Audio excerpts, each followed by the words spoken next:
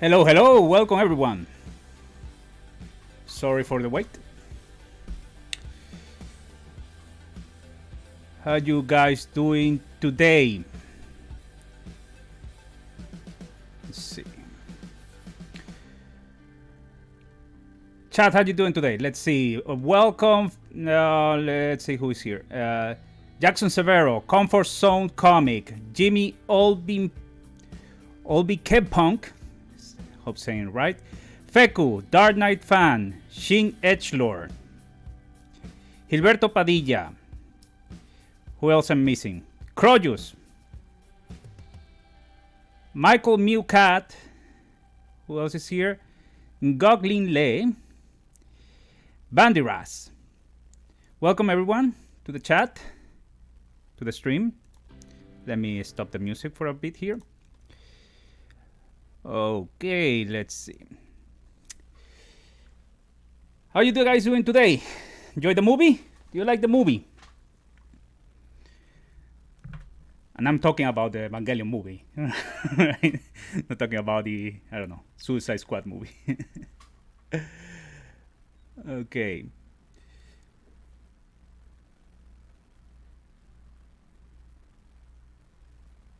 Let's see.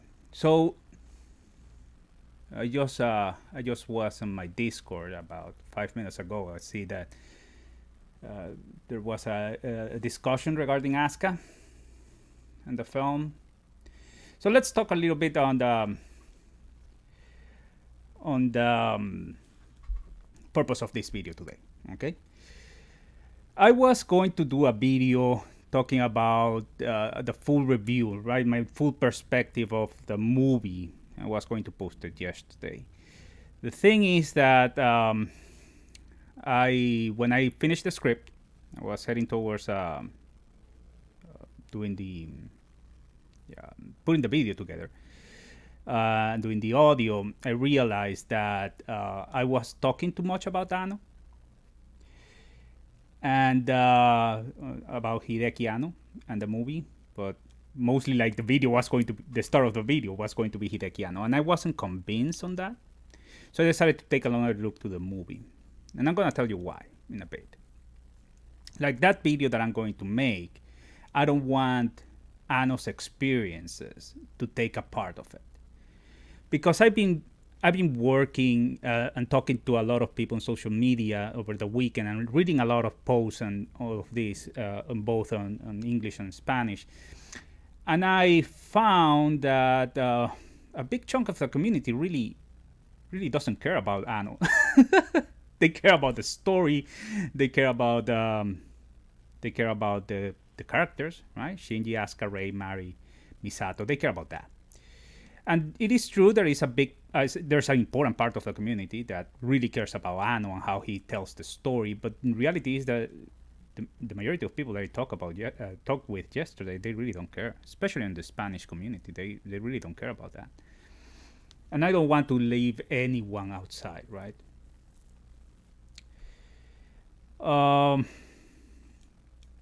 So I started to have like second thoughts on how I was going to put that video together, because it seems that every time that I had doubts or I quite didn't like that part of the movie, I brought Anno way of thinking, and I'm going to do that video. I'm gonna do that video on Anno in the future, but that's not the video that I wanted to make. I wanted to appreciate the movie for what it is, not what I consider Anno is trying to say, right? Maybe I'm wrong. Maybe I should do that. But for an analysis video on Anno's perspective, definitely I'm gonna make that video in the future. So that's the reason why I didn't put together the video review. All right, so let's see what's the chat saying. Love the movie, very epic, say gorgeous, Feku. Shin Edgelord says, I enjoy it, definitely subverted and shattered all expectations and worries for me as someone who has followed Evangelion. Rodrigo Oliveira said, I'm good, I suppose. But from Rey dead, still hurting my soul. We're going to talk about Rey, yes. Bandiras 2 says, I know it's escapism and I accept it as it is. Hector Marceau says, Hola, Hector. Dark Knight Fans 75 says, same, Rodrigo Oliveira. Banderas 2 say, also Ken was a major surprise, not entirely impossible, but surprising. Okay, so again, Asuka. Jimmy Alderburn says, Sensi makes sense, bring it on. Thank you, Jimmy. Feco says, did you like the movie? Yeah, okay. So Jimmy said that he did. Okay, perfect. All right, I see that there's a lot of people talking about Asuka. Before heading in the Discord, you guys were talking about Asuka, and so I prepared. I was prepared for that. Okay, so let's. How about we start with that? We're gonna talk about all of the characters across the stream, but let's start with Asuka. Let's see. So I wanted to pull out. This comes from the Evangelion wiki, and it's a translation on the. It's an English translation of Miyamura's interview in June for the magazine New Type. Now, Miyamura, Yuko Miyamura is the voice of Asuka. All right, she's the one that provides the voice for Asuka. So I want to read some of these things so we can understand better what she thinks of on Asuka and what she was told by Hideki Anno and what was the name of Anno's right hand? Tsurumaki, who is actually the director of the film. Right, Tsurumaki actually is the director of the film. So let me see what she's saying before heading into this.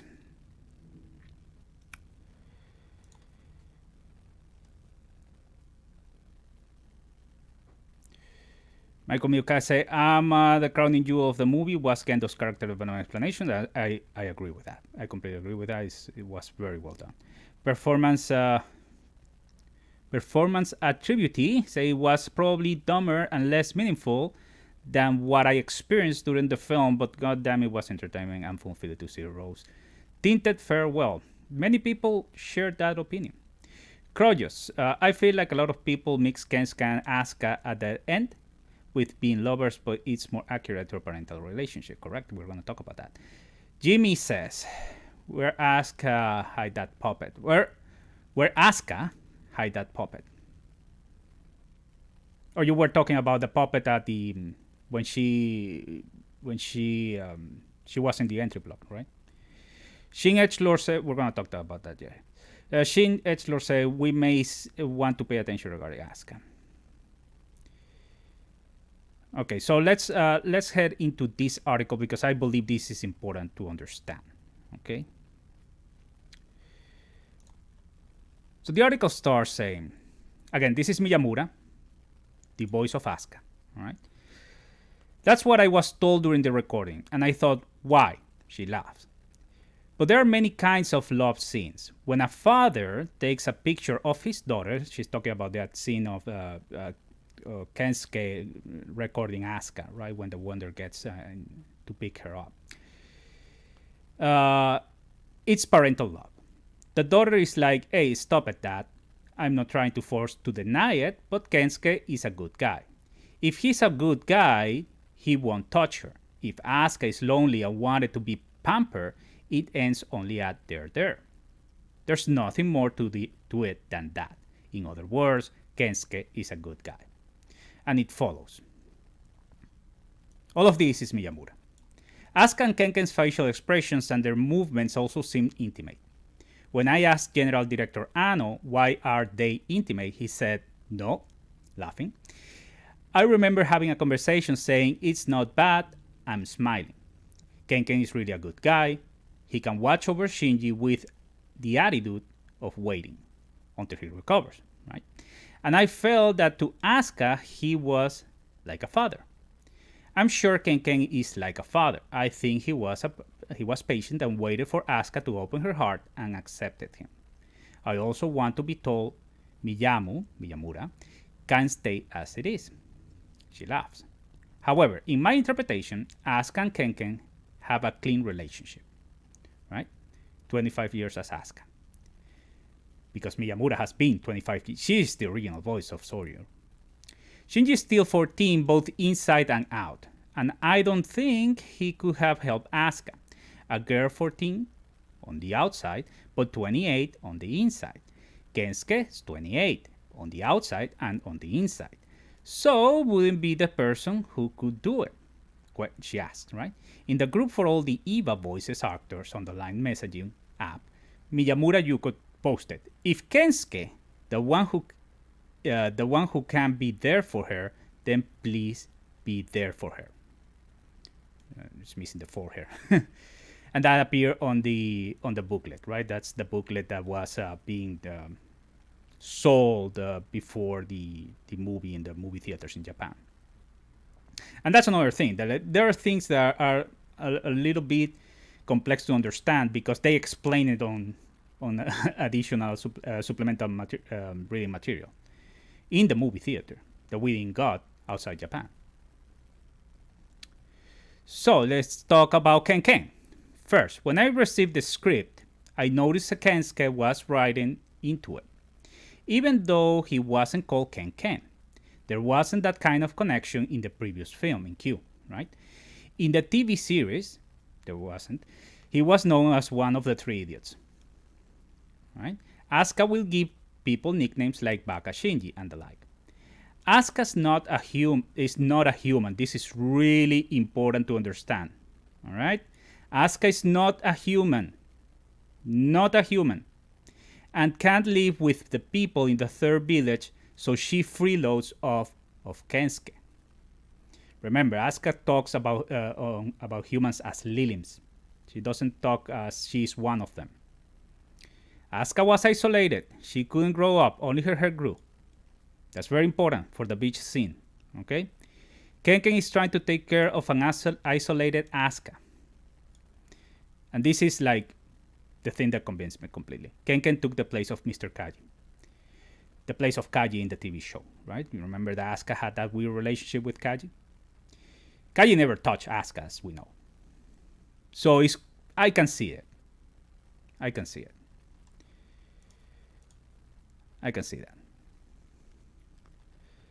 Try to think about this, everyone. Ken is such a good guy. Do you think such a good guy will try to advance a physical relationship with a troubled 14-year-old girl? Asuka says to Shinji that she is ready to become an adult, but that doesn't mean sexually. That's very important. Very important. Very importante. All right? Because what this means is that Asuka psychologically, in her mind, she has grown over Shinji. But sexually, she is at the same level as Shinji. Which means that she's probably a virgin at that point of the movie. Still. So this is important to understand Asuka's Shikinami motivations, right? Asuka says, I am alone in the film. Asuka was isolated, we know that. Ken has been watching over Asuka. I think Ken is like a father to Asuka. Asuka and Kensuke relationship is not a romantic one, but rather a parental one. When Shinji said, I think I liked Asuka, it means that at the time he liked Asuka, even though he never came back 14 years ago. I mean, he liked Asuka in the second movie. That's what he said. To be honest, at the time of recording the last scene, Director Ano and Assistant Director Tsurumaki explained it. Director Ano told me that Asuka's ending scene correlates to the idea that Ken is like a father to child, Asuka. Asuka really wants the father and mother that she's never had, and Kensuke could see this, so his intention was to foster something like that. Personally, I really think that Ken's not a bastard. I am not a fan of the Ken scene, and I'm not sure what scene that is. I personally strongly think no way Ken is acceptable as Asuka's partner. All right?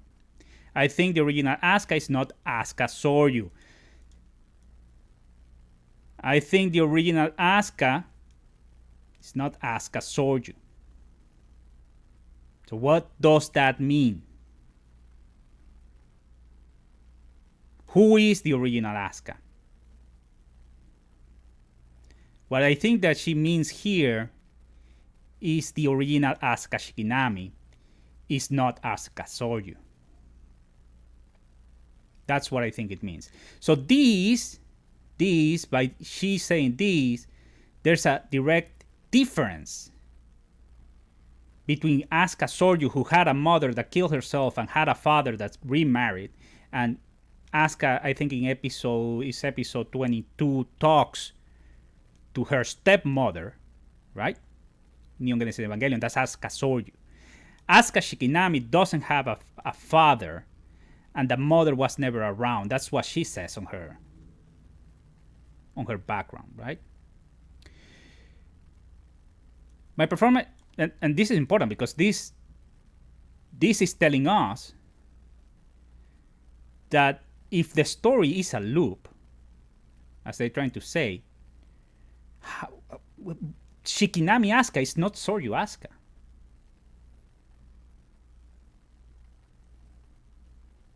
Right? So we need some clarity there. My performance instructions were, please do Soryu and Shikinami differently. So they wanted to do different things. They wanted to do different characters with Asuka. Asuka Soryu was not a clone. When adult Asuka say Baka Shinji, it has a special meaning. Ken doesn't make a move on Asuka. Ken would have never made a move on 14 years old Asuka. Ken, whose affection is deeper than the sea, stands by Asuka's side without laying a finger on her. And she was doing that, talking as Asuka. Miyamura confirms Tsurumaki was in charge of everything Asuka related and asked fans to create new fan works on Pixel for her to use. Right? So how do you guys feel about this? Because I saw on the Discord that you were talking about Asuka, and it was posted in June. This is an interview to Miyamura in June in New Type.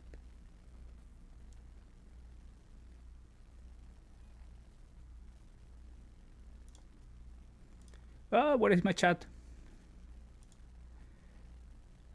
Okay, let's see. Whoa, just talking a lot. Let's see. Where did I miss it?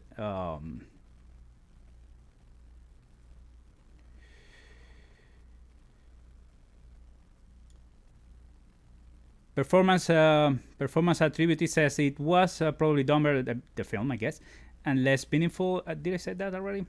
What I experienced during the film, but Gundam, it was entertaining. Yes, I said that. Corey says, I feel like a lot of people is mixing. Yeah, we talked about that already. Yes, there was the Acer Puppy. I read that. Basil Hatala says, hello. So it is true that Mari is the student of Fuyutsuki. We're going to talk about Mari. Because there it is a little bit complex. Jimmy Olby Punk. Sorry, I'm going to call you Jimmy's. That was clear in this movie. Asuka was different from the others. Gog says, yes. Jimmy says, not human. And Gog says she is shown in the flashback as also in a photo where Shinji is a baby. Gong says married, yeah. Performance attributed said, love to see how much attention to rescue journey again, not much the obvious tragic premature death again. What's up with the doll in the final long hair race scene? That weird doll. I know what you're talking about, and I have an idea of what it means, but I'm going to address it once we start talking about Rei. Engok says it's really not important where Asuka is with Kensuke, wherever it's just a friend or parental relationship. The parent theme would fit since reveal Asuka doesn't have parents since she's a clone.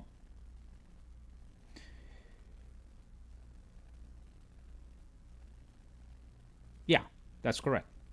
She doesn't have parents. So there are different Asukas.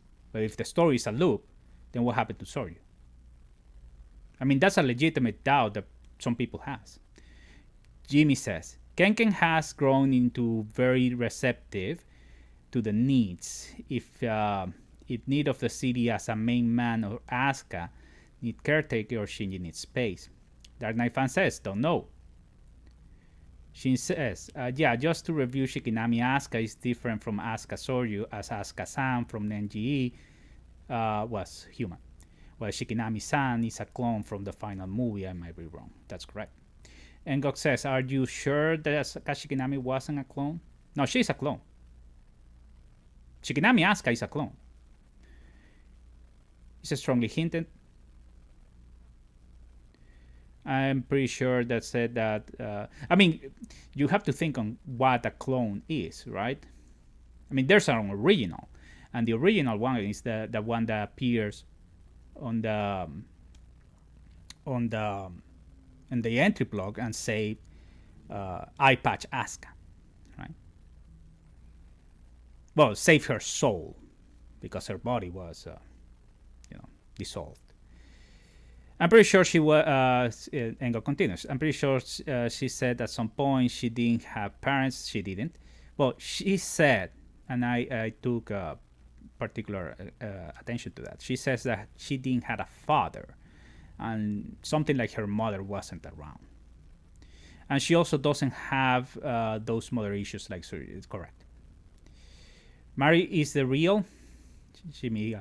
Yeah, now many people are asking if Mari is also a clone because of the de-aging, right? We're going to talk about Mari in a minute. Bandira say, clone or not, she is human enough for me. I think I agree with that. Shin Edgelord says, oh yeah, Mari will definitely be addressed, and I think that reveal gives in away. I want I follow is correct. Mari is an agent sent by Fuyutsuki to help Wily thwart the additional impact. Bandira says, I don't have problems with clones, only with their creators if they get limit span as a safeguard in case of escaping. I see you guys have different perspectives. That's okay. That's okay. So, regarding Asuka,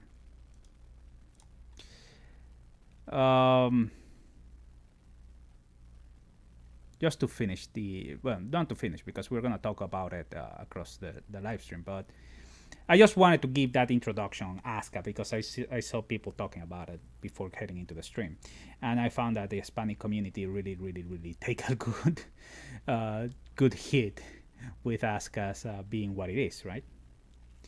So I'm going to tell you what I feel about Asuka in Reveal. It's not a secret.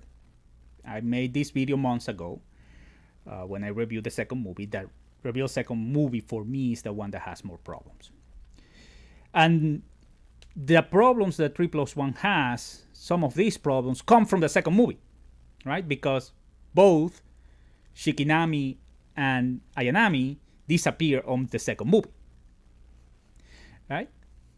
And in Q, we never get a concrete explanation of what happened to either of them, right? Asuka is around, and Rei, sorry about that.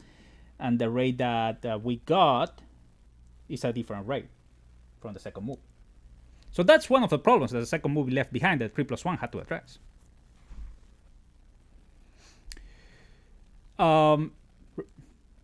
Regarding that, I said that the way that Shikinami was developed on the second movie was, for me, very weak. And the reason is that in comparison to Neon Genesis Evangelion, Asuka has 3 episodes, episode 8, 9, and 10, to develop her character. Episode 8 is the introduction, right? I already made this video, but I'm going to go over it again. Episode 8 is the introduction of Asuka. She's coming from Germany in a ship, in a battleship, right? There's a reference in the end of Evangelion. I just posted that video. She meets Shinji there, and she's trying to prove herself to Shinji. That's the reason why she brings him into the entry block, right? That's episode 8. Episode 9, Asuka is asked to train with Shinji to defeat Israfel, the twin angel. Right? They start living together. They have this, they are bonding, right? Asuka has her personality. She fails. Asuka is Shinji is there with her and trains with her and start to know her better, and she opens up a little bit to Shinji and the sleepwalking scenes and all that. So you start seeing that arc developing, right? They work on that. Episode 10, Magma Diver. Asuka is assigned with a mission to capture an angel in the volcano. Evangelion Unit 2 is put this special armor so he can dive. Asuka almost died. Shinji saved her, risking his own life because he didn't have an armor, and still he went with Unit 1 into the volcano to save her. So that's where Asuka really starts falling in love with Shinji. Episode 15, Asuka was on a date, ditched the guy, gets back to Misato's apartment knowing that Shinji is by himself, asks him for a kiss. Right? Now you see how they develop that relationship. The relationship in Reveal is based on a bento box. And Anno knows that. And that's why he makes fun of that on the movie. Just because Shinji knows how to prepare a bento box is the reason why Asuka has a crush on Shinji. You're gonna compare that to the Neon Genesis Evangelion arc? I mean, it's really funny to me. And they know it. That's why they mention it on the movie. So all this obsession on Asuka's crush is part of her obsession. Her big obsession, of course, is something I mentioned also in one of my videos, that Shinji wasn't able to kill her or save her. That's the reason why she had that grudge. But at the same time, she had that crush. In the meantime, Shinji almost caused the end of the world with trying to save Rei. A girl that Shikinami had a lot of she was jealous about, right? All right, let's take a look on the chat.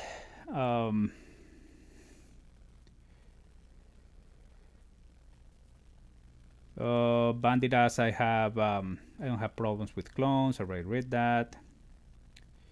Rodrigo Olivera say, Asuka's background should have more time screen, in my opinion. They lost so much time in the pyrotechnic fight. That's not what is so important in the end. That's true. Asuka needed more screen time, more character development. Shin Edgelord says to Bandiras, my only storyline gripe for now is that if Asuka was a clone, why did she not undergo the same LCL routine Rei went through it in order to survive? It could be a nitpick for me. That's true. That's true. Well, if that's another thing. The Rei that we got on the first two movies is different to Rei Q. Rei Q was malfunctioning, right?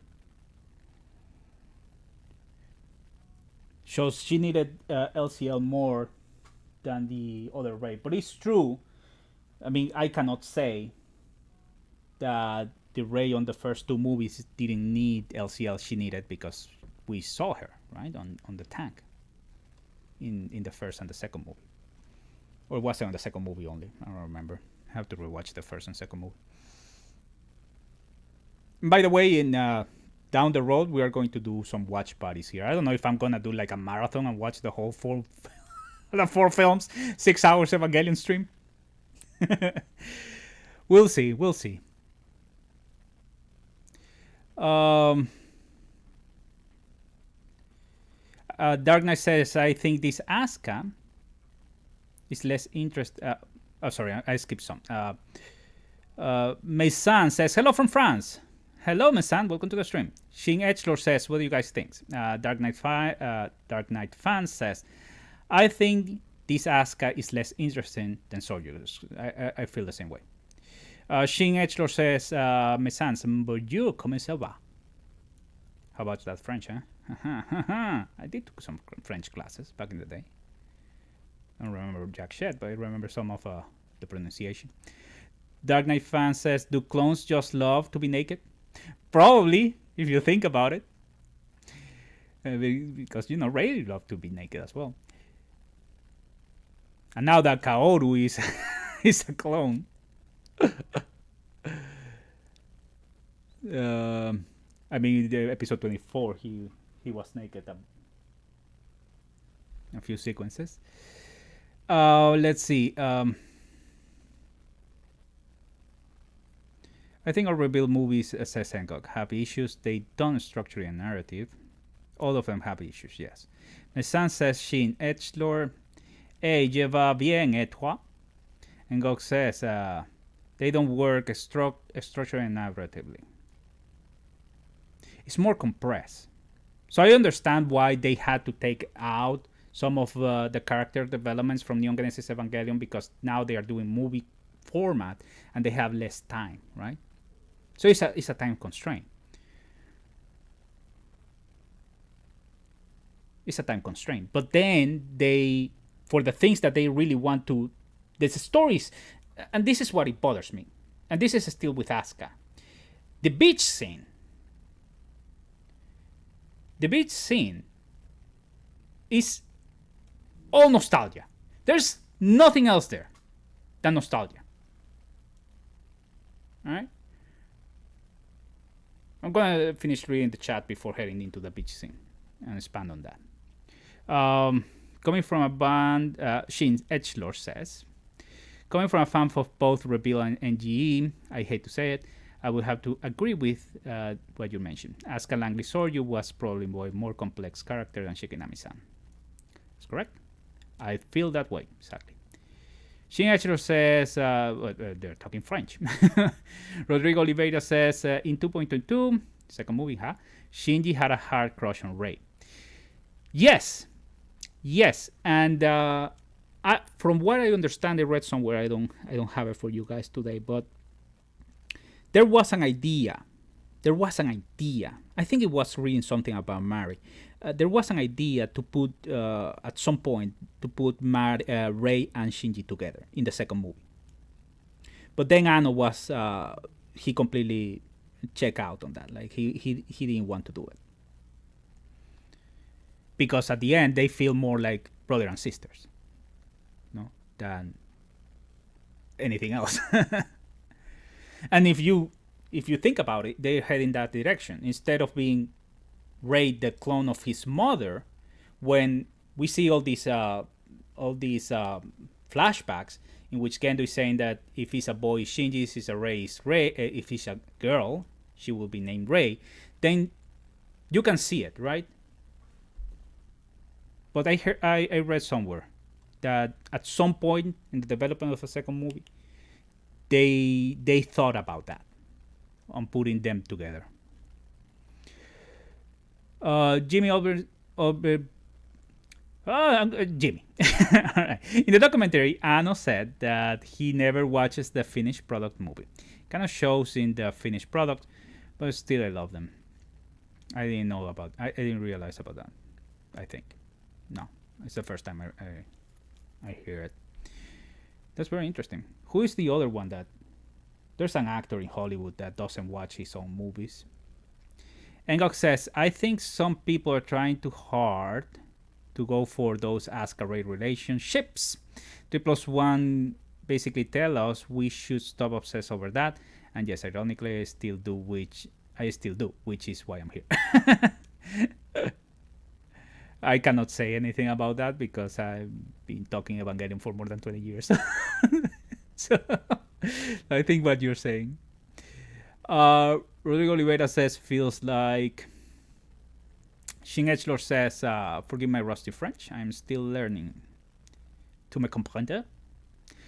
Krojos, the movie would be ended much better if Shinji ended with no one and we see him interacting confidently with the world around him. I'm gonna talk to you about what's the ending that I thought. I was pretty sure that we were going to get. And it's kind of funny because I was thinking 3 different endings and I almost got all of them. But I got the one that it wasn't my favorite one, let's say. But I was thinking on other endings that I think it would have been better for the movie. We're going to talk about that later. The movie, okay, so Bandira says, having a crush on Shinji is not surprising. He is the only male pilot in the world with numerous solo kills. He is the hero of mankind. Well, that's true. If you see it from that perspective, I can see your perspective on that. Sadly, he is a wimp outside of it. Oh boy, you were putting Shinji like a big brave hero, and then you said sadly he's a wimp. Oh. Okay, Leonardo Daniel Sanchez. I saw the 4 movies yesterday. How do you feel about them, Leonardo? Engok says, maybe, but I'm glad he did. You know what most people want if they sim for Asuka or Rei plus Shin? They want Shinji to be happy. Shouldn't matter with whom, correct? Yeah, I mean, if you look at that way, if Shinji is the epicenter of the story, that is pretty clear that he is. Yeah, the end is all about him finding happiness, right? That's the morals of the story. How to find happiness, right? Now the difference is that in the original episode 25 and 26, the first ending, he finds happiness in himself, right? So that ending, we already had it. He ended alone in episode 25 and 26. Episode 26. By himself. Suarez says, I love that the Asuka Shinji relationship closes in the last movie. They both together finally know what they felt for each other and they leave behind their adolescence love. You can say that, yes. Groyo says, the problem with the last scene for me is Mari practically groomed Shinji. She's way too old for him. Not to mention, he had to have worn that DSS choker for years, and then Mari just takes it off. Yeah, like Kaoru did, right? Kaoru just take him the DSS choker off in Reveal Q. As easy as that. So probably the DSS choker is also a metaphor, right? There is some kind of the shackles that doesn't allow you to grow up. Maybe something like that. Mesan says, your French is quite good. However, my English is actually a real disaster, so I don't understand everything. Such as the end of the movie, by the way. We'll try. I'll try my best for you to understand me, Mesan. SY says, nah, the last scene, Shinji is older too. Yeah, he's older. He has the 28 years old boy or man, right? But internally, he's still 14 because he was on Stasis 14 years. Mari has been alive for 50 or more. Who knows how many at this point. So, yeah, I mean, physically they look the same, but in reality, there's an age gap there. Guillermo Lukowski says, I have to say that there is basically no comparison between Asuka in the show and in the reveals. In the reveals, there is no characters. She's a caricature of what she was in Neon Genesis Evangelion. I completely agree with that. She just wanders around there in the second movie. And I think it really confirms to those interviews that Sadamoto had when they were making 2.0, and they agreed that they had no idea what to do with the character since a lot of her was moved onto Mari, correct. I remember that. Bandira says +1 for Crojus. Wow, you guys have been very active. I'm almost finishing here. All right, and let's see. Pablo Birote says, what's up with the ADAMs, 6 ADAMs and 8 Lances? I thought I understood how impacts work, but I'm not sure anymore. I'm still trying to figure out about the ADAMs. I still think that there's only 4 ADAMs and 6 Lances. There are some arguments that say 6 and 8. But I'm still trying to figure that out. Right? So I'm not going to mention the ADAMs because I'm still trying to figure out what's happening there. Mari does mention it though. Shin Edgelord says, S-Wise dude, that's to S-Wise dude, as happy as the ending was, as heartful as it is understanding it, the meaning behind adult Shinji and adult Mari's being happy together. That's another plot hole that is making me wonder. Right, I see a lot of Mari, so we're going to talk Mari next. Krojos says, Engok to Krojos. I think you are talking that too literal. It's like Kaoru taking the choker. It's a symbol for sacrifice and taking on burden. And you can say that as well. Share the burden, right? Shinji said that to Misato. Let me help you to share the burden. And that's when Misato puts the choker on him, right? Double the worst trouble says, hey, all the seed packet in the arc was it watermelon? I don't know.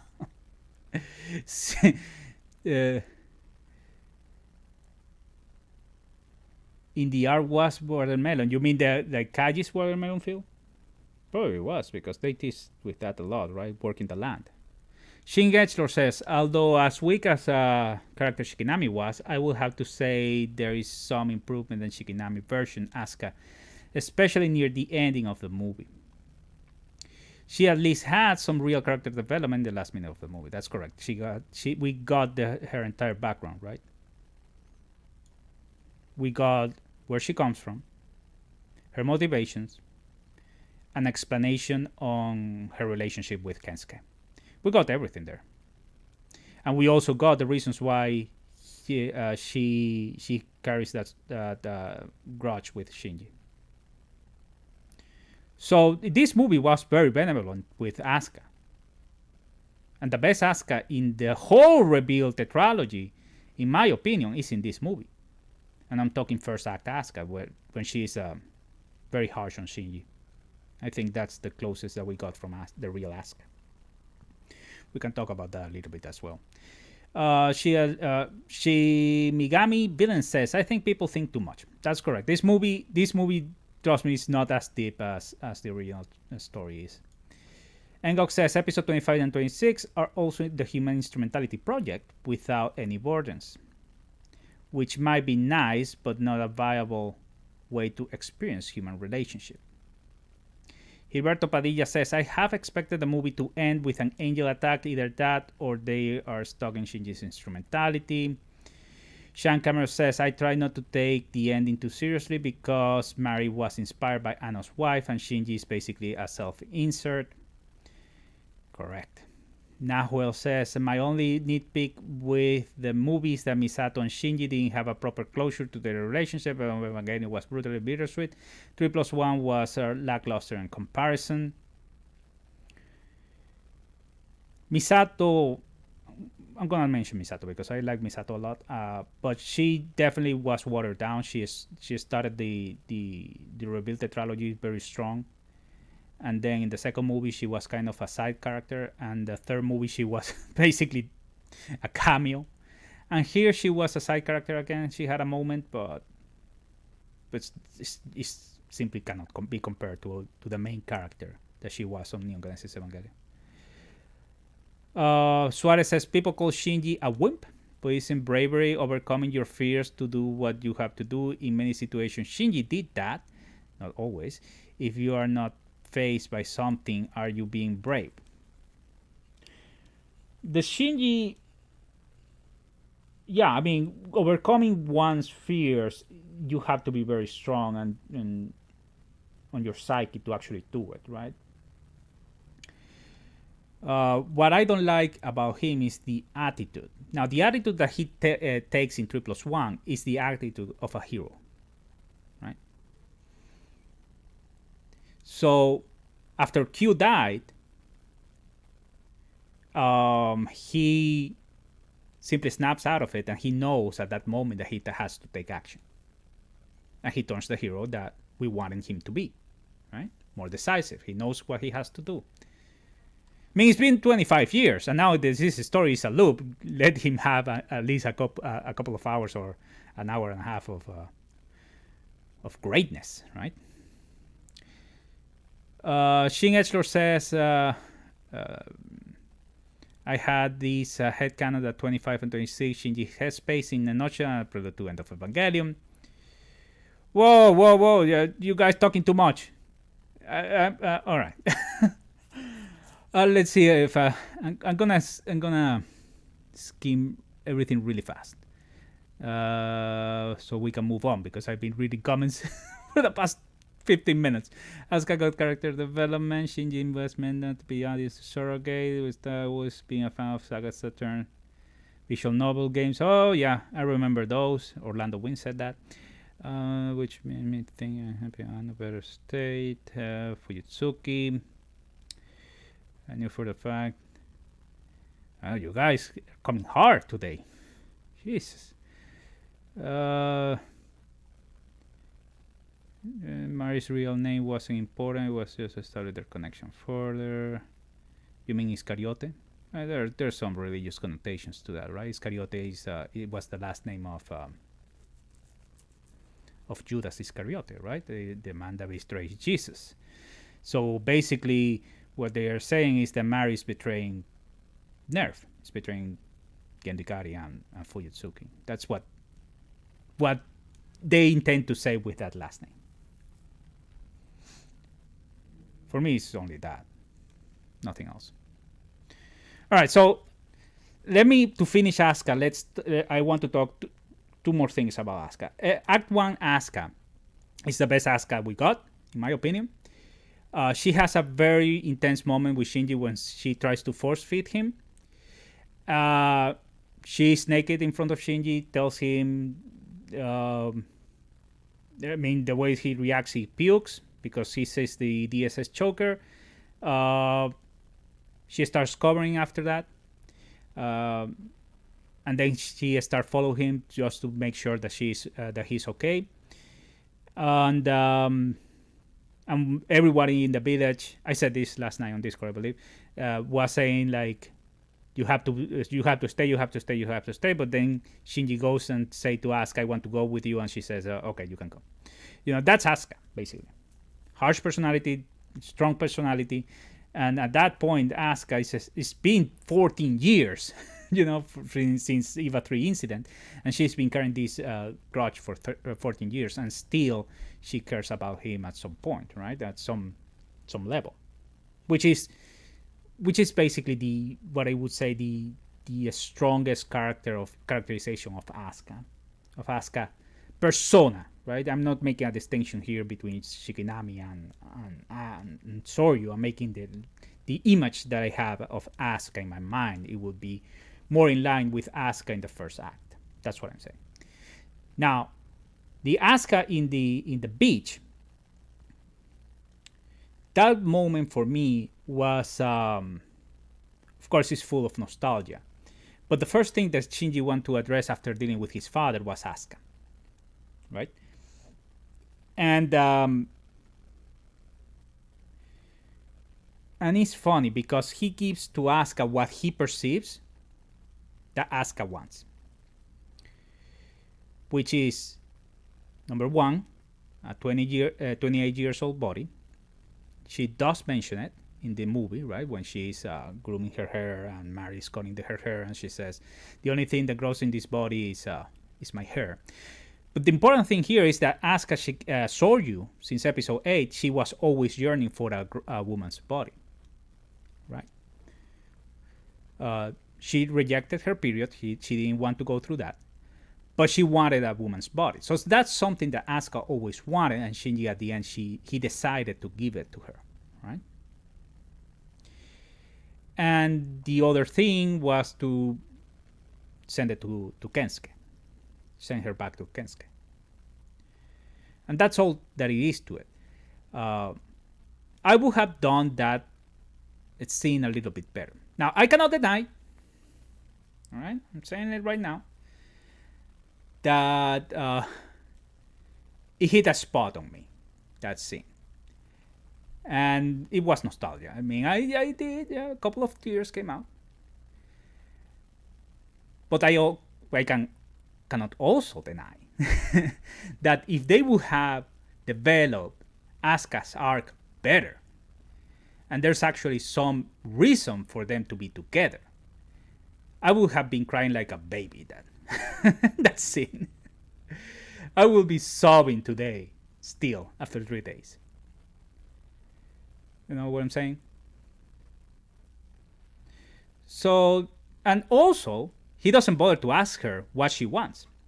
he talks to Kaoru and he talks to Rei, but he doesn't talk and talks to his father. He doesn't talk to Asuka. All he says is that, you know what, I also liked you back then.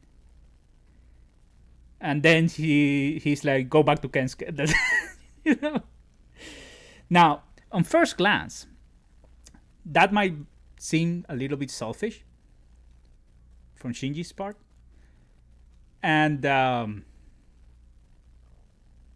then we find out that Shinji was going to sacrifice himself. Like, Shinji was going to die. And the reason he survives is because his mother sends him away, right? And she's the one that takes the hit with Gendo, Unit 1 and Unit 13. So at that point in which he's making all these decisions, he's giving the ending, the ideal ending for everyone without him, because he's willing to sacrifice himself.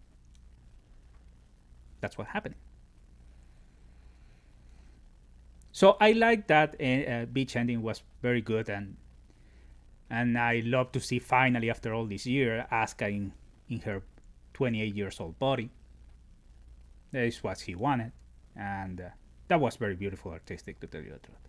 It was one of the most memorable moments for me in this story, and with the end of Evangelion setting and all that. I know that there's some symbolism there because I haven't got there on my end of Evangelion series, but when I get there, which is going to be the last episode, we're gonna talk about again on the beach scene, because there's a lot of correlations between them.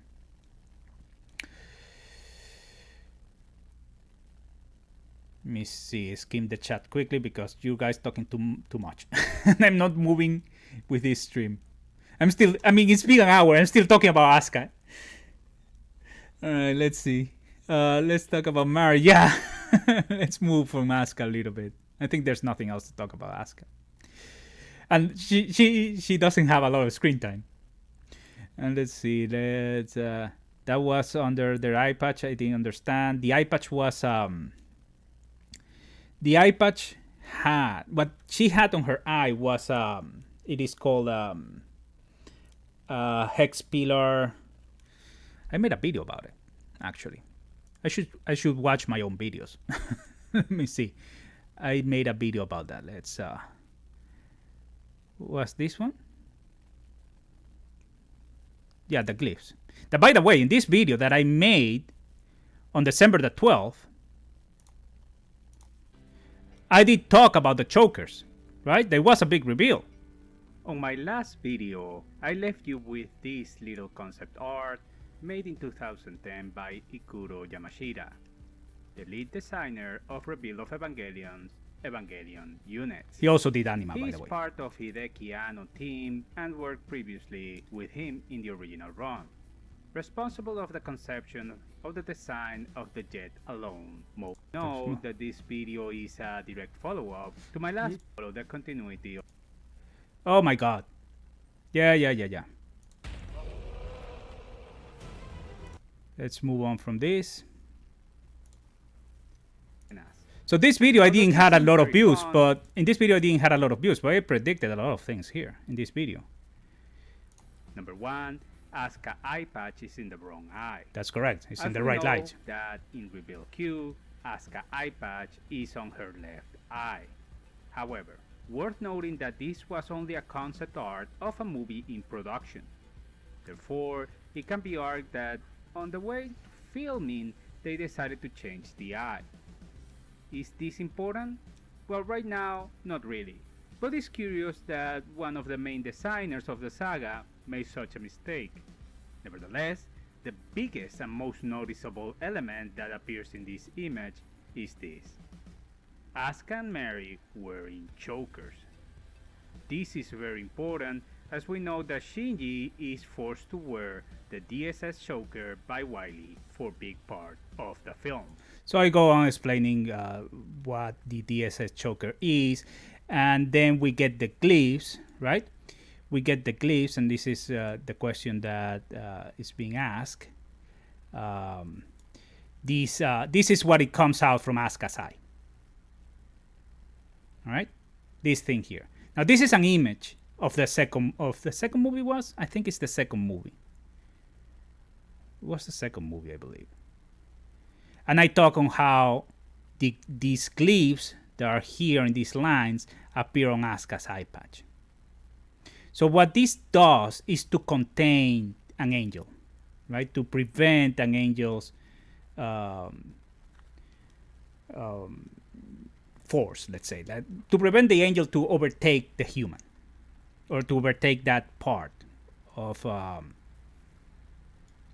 area, right? We can see it on Reveal's second movie at the very end, on the preview for what it was supposed to be the third movie. They are here, right? The hex pillars. It's on Reveal's second movie again, right? Here, this is the very beginning of the second movie when Mary is fighting the third angel. It's also here, see? So they made it a little bit smaller and put it on Asuka's eye patch.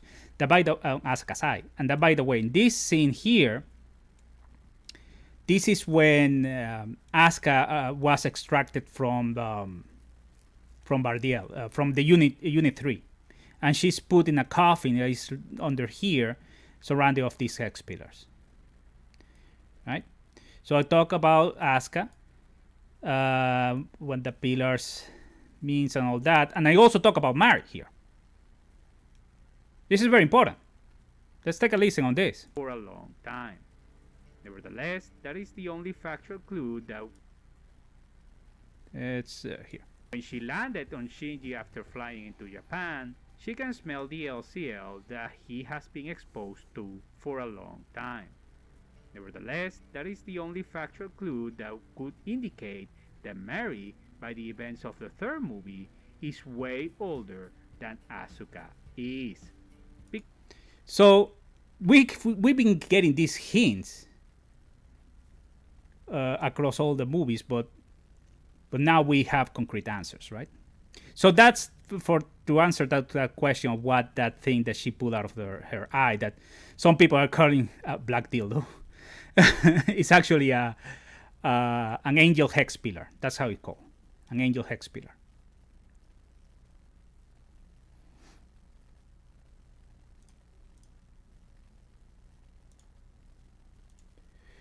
Oh, I lost my chat. Where is my chat? Okay, here we go. Oh my god. Okay. We seem to why the crew landed there. Angel sailing hex pillar, correct. That's the name, angel hex pillar.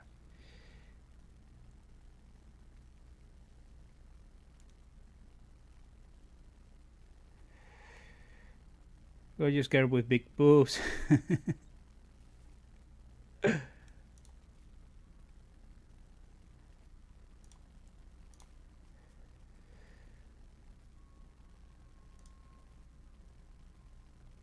He was creating a new world in Neon Genesis, yes.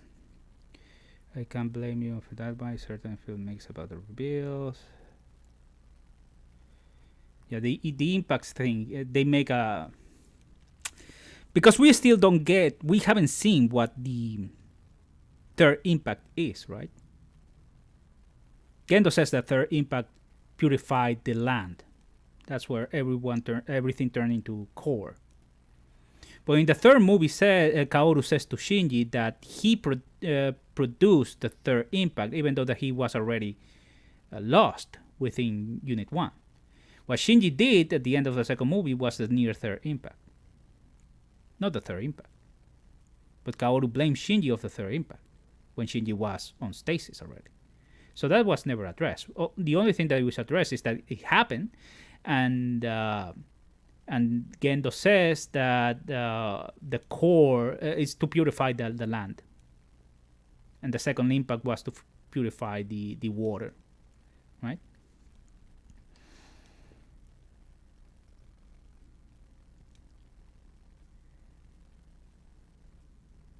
Okay, so let's talk about Mary. Yeah, it's been an hour. Let's talk about Mary. So we know Mary had she didn't had a lot of time on the on her on across the videos, across the across the movies, and she didn't appear on the first one. She appeared on the second one, the third one, but she finally gets some arc on the fourth one, right?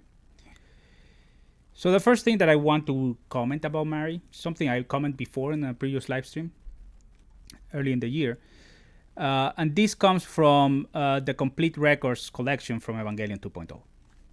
It's an interview of Anno, and he talks about how he was conceptualizing Mary. So this happened before 2010, right? The early drafts, Anno says, right? This is Anno. The early drafts were so erratic that being unrelated to the story, Mary's very existence seemed to have no basis. Outside of the pre-title sequence, she practically did not appear at all, but because at the time I expected that if she made more than cameo experience in the second part, I would be unable to develop Asuka or Shinji or someone else. I left things as they were.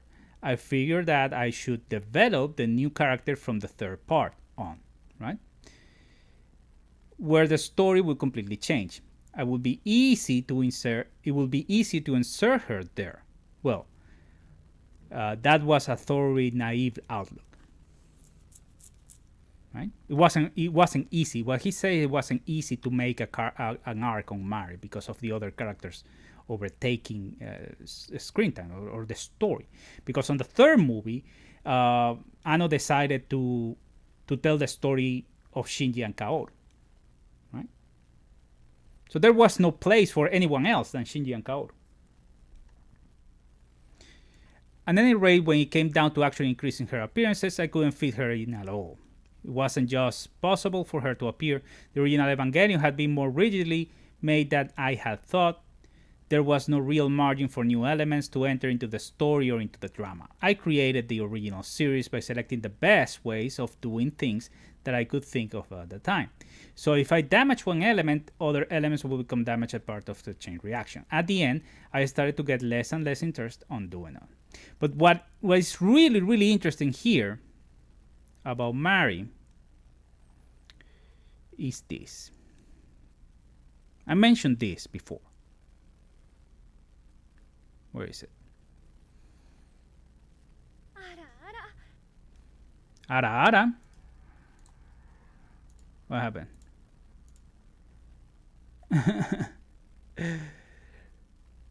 Rusen, thank you very much for the subscription.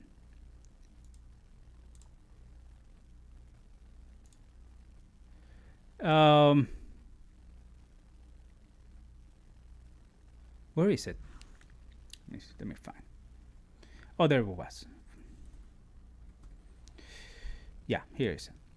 So this was difficult to deal with. This story was more than 10 years old, but still I had to create it by myself. So it wasn't easy for me to damage. This is in self-congratulations, right? I was forced to again organize, recognize that the flow was very well constructed. The original Evangelion was entirely created from my embellish feelings and my improvised writings. We know that after episode 12, that's the episode that the three Evangelions had to work together to stop. What's the name of the angel that came from space? The Misato orders them to stop them with their hands. Jeez, I forgot the name. Sahakiel, right? So after episode 12, that is Sahakiel's, if I am not mistaken, Anno started to write and conceptualize the episode after episode. So everything after that was improvised. So it was not completed according to a theory. As a result, I thought I would get other people, outsiders, to help me destroy it. Destroy what? The story. He wants to destroy the story. Tsurumaki, his right hand, director of Reveal, tetralogy, in particular. In addition, there's part of myself that are different compared to that time. That's important because Anno and all these connoisseurs that are talking about Anno, they are not considering that Anno right now in 2021, 2020, and 2019 is in a different place psychologically that he was in the 90s. He's happy now. He's happy. He's happy with his wife. He's very happy. In the 90s, he was a mess. Right? So I tried to change Eva. It was a battle with my so-called past self, myself 11 years ago. It took great deal of inner strength. Right? But there's something more about Mario that I want to see. Let me see if I find it.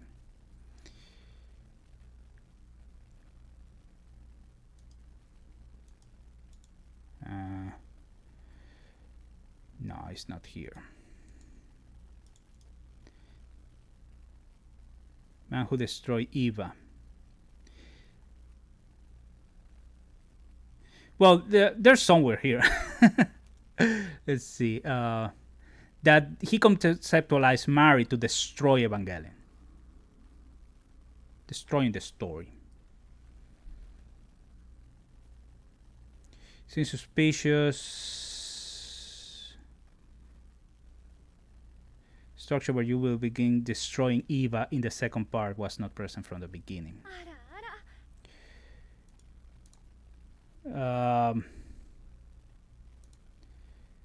Alan Torber, thank you very much for the donation, for the super chat. Alan Torber said, finally the nightmare of reveals is over. Let's hope the next series Misato lives just this once and a seal villain. Yeah, I mean we haven't had development on Seal, right? We were talking about that the other night. I think it was on what was it, Saturday night on the Discord. We were talking about Seal quite a lot. And I think Seal will be very interesting to visit because Anno left Seal in both Neon Genesis Evangelion and Reveal. It's something that it could be expanded on. Right? On Yamashita's anime, Yamashita does a very good job enriching Seal's power and lore.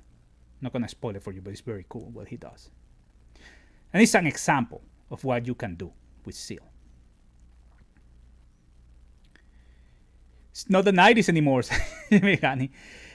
Sean Cameron said, I disagree. 3+1 made a huge impact on me as well. And Evangelion was made a huge impact, though. You know, it says, there is more to Mary I want to see it also. Sean Cameron says, instead Shinji destroyed the story and then made it better. Okay. Double the Worst says, Worst destroyed. Destroy Star Wars, Mari didn't destroy Eva. I'm not saying that Mari destroyed Eva. He's saying that Anno wanted someone to destroy Eva, and that's why he conceptualized Mari. And then he based the whole symbolism behind his relationship with his wife. Because at the end, that's the story that he wants to tell. The story is, let's leave behind the toxic Asuka and embrace the new future with the new one, right? That is Mari. That's basically what he's saying. Comparing himself with his ex-wife and his current wife. That's the story, if you think about it. Let's see. Instead, Shinji destroyed the story. Double the worst trouble. JJ worst. JJ Abrams, you say. Destroy Star Wars. A lot of people destroy Star Wars, not only JJ Abrams. Shin Edgelord agree. It's because despite being a mess, there is a reason why it's called the masterpiece of a mess. What I like is the entry that it was made. Grand Hour says, I'm watching 3+1 right now. Enjoy, my friend. Comfort Zone say, hello, Comfort Zone. Sing Edgelord says, Grand Hour visited the movie. Suarez says, gotta go, but thanks for the chat. Enjoy the evening. Thank you for being here, Suarez. Rodrigo Olivera said, I swear I tried, but I couldn't care about Mary. She is too random for me. I can't understand why she's there. Double the worst trouble, but she's the old lady underneath. Correct. So let's try to understand what Mary actually is, or who she is, right? So we were teased that Mary was from Gendo Ikari's and Yui Ikari's generation, right? We know that Yui and Gendo were they were students to Fuyutsuki, and Mary calls Fuyutsuki Sensei, which leads us to believe that she is the same age as Yui and Gendo, and she was in the same classroom, right? Basically. Now one of the questions is how she de-aged, because when Mary's introducing the story and the story across the story, she is in a body of a 14 years old girl, right? But when she is with Gendo and Yui, she's older. She's on an older body. So how did she de-age throughout time, right?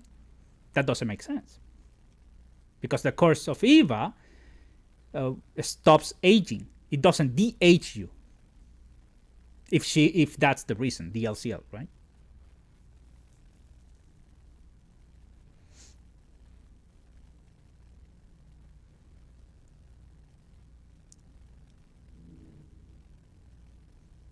The movie despite its flaws.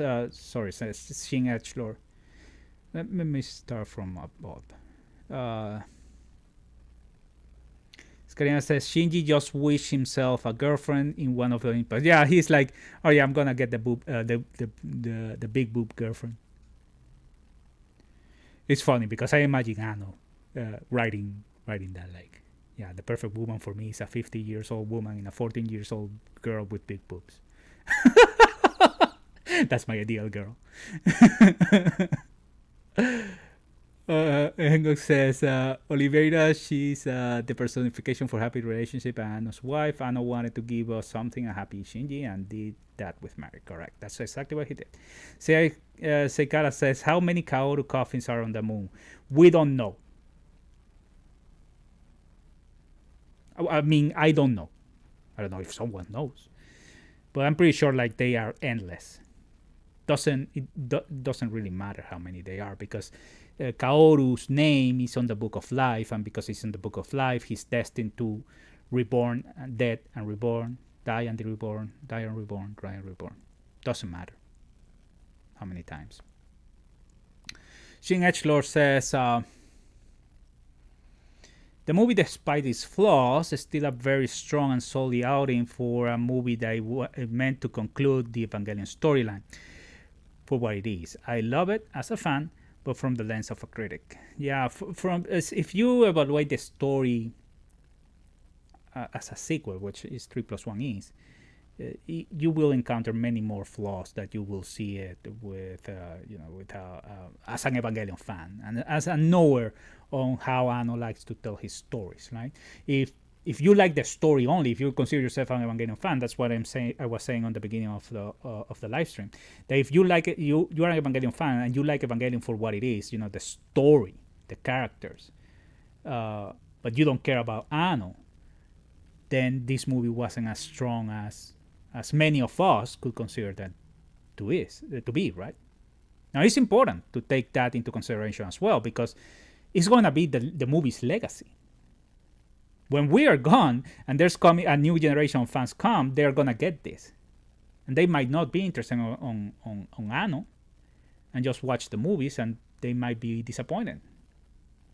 So it's important to consider this.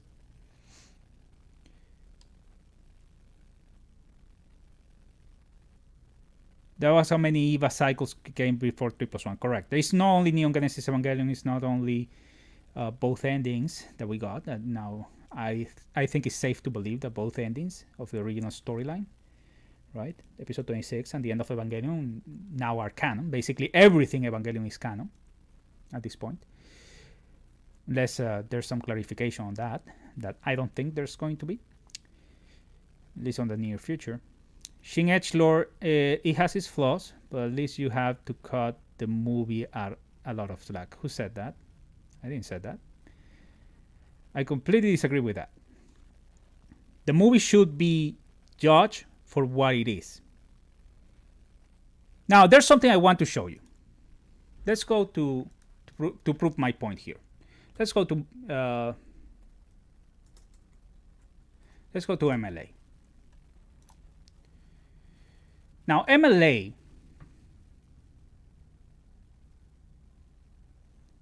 has right now, let's see, Evangelion 3+1 at 8.81 score after almost 20,000 reviews. Almost 20,000 reviews. 8.81. 8.81. So what does this mean? Let's go and look for the end of Evangelion.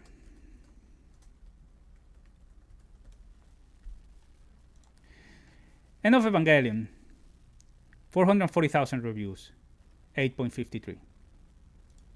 I mean, yes, it's 320,000 more reviews. This is insane. Let's take a closer look to that and look for what many people consider to be the best anime movie of all times. That is Spirited Away.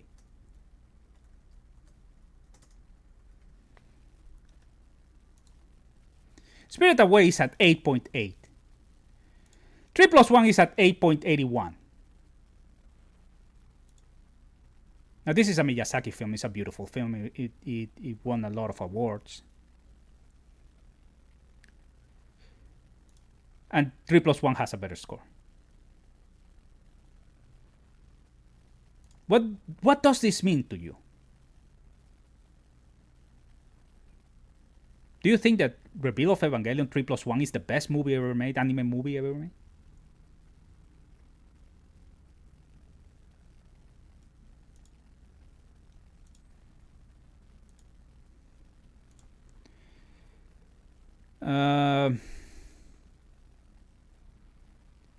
I understand what Mari represents, Rodrigo says, and symbolism in her Hideki Anno personal life, where it means a solid context in the narrative life. I don't know if you guys know what I mean. I understand what you mean. I mean, the thing with Mari, it does, if you see it from an audience perspective, it doesn't make quite a sense. But now that you understand Anno, it quite has more sense.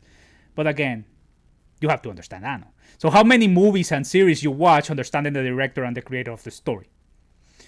If you like, for example, The Godfather, one of the best movies ever made, you actually have to consider Francis Ford Coppola's psyche when making the Godfather in order for you to understand the movie?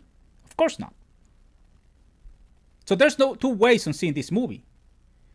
You see this movie as an EVA fan that knows what the director and the creator is trying to say, or you see this movie as a product. And I believe, and this is my opinion on this 8.81, this is hardcore EVA fans. These are Anno's fans. That are not Anno's fan. I think that people that understand Anno better don't give this movie an 8.81. It will give it an 8. I will give it an 8, like the higher rating that I will give it. But 8.81? Again, better than Spirited Away? Miyazaki's masterpiece? I don't know, man. That's that's a big number there.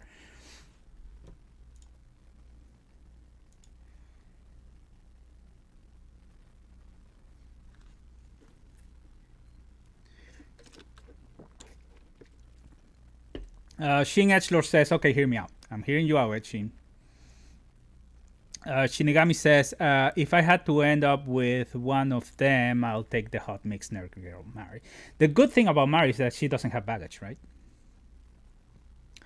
And in real life, when you're considering on getting a partner, and if you have been put in that position to either return to your ex-girlfriend or start something new, what would you choose, right? It depends on the experience you have with your ex-girlfriend or your ex-boyfriend, right? If you return to your ex, you know that there's a history there. It might be that there's some baggage there as well.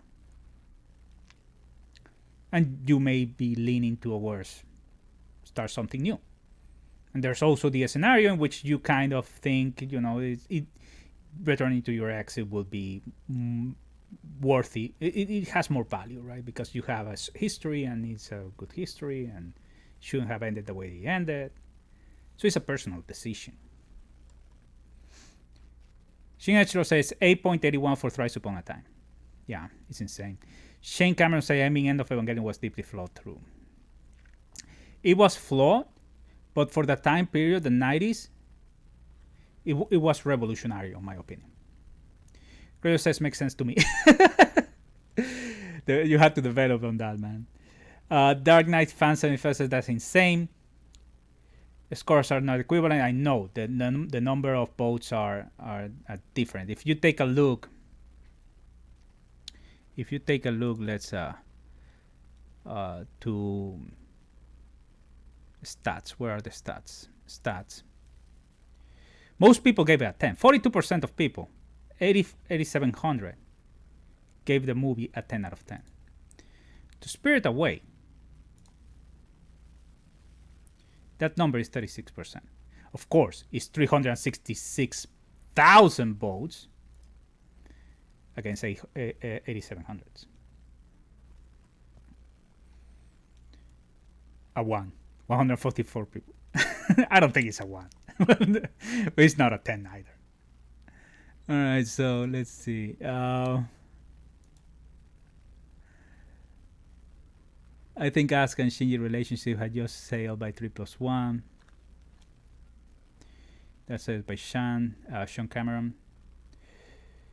Gokline says the fight Eva 1 versus Eva 13 wasn't great either. The dog fight, tell me what you think. It was good in 3+1. Frankly, Eva is not a score you will give to a movie that has a lot of flaws. That's correct. I agree with you, Shin Echiro. Scott says, let the demo to give the opportunity to look at the dialogue and the scenes for information. The action sequences have tons of hidden treasures. Sun says, was referring to the Technobable comment, who said it was to be an action movie. Evangelion lost its meanings on. Evangelion right now is not action. Evangelion is a psychological drama. That's what it is. That happens to have mecha. By the way, the action sequences in this movie, they were not as great as I pictured they were going to be. By the last third, I believe, after the Ceruel battle, no, they had a couple of more battles, but Ceruel battle in Neon Genesis Evangelion was the last big battle that they had. Yes, I know that they then had Arael as Misael and then Kaoru. But those battles, they ended up really quick, right? One of them took Rey away, but not. We had to wait until the end of Evangelion to actually watch another battle, right? There's Asuka against the mass-produced Eva, or the mass-production Evas. Bandita says the action sequences were literal bullet hell arcade. Yeah, it could have been done better. I was hoping to have a little bit more on that, and Asuka and Mary's battle, falling from to the Goth Gate and all that, it was terrible. Also, it could have been done better. Now Mari against the other four Evangelions, that was a bit better, but it happens really fast. When you start to like it, it's over. Evangelion was not about the action in the first place. Yeah, already. Thank you. Sean Cameron says 2.22, and that one scene in End of Evangelion are the peak of action in Evangelion. That's the reason why many people like the second movie, is because of the amount of action that it has. But plot-wise, the second movie has a lot of problems. Nengok says There was a lot more of that later. Can you tell me how you created the sword? The sword was created out of the, from what I understand. Uh, you mean the Spear of Gaius? That's what you're saying. The Spear of Gaius was created out of the Wonder, right? It actually sees like it looks like the Wonder. It has the shape of the Wonder.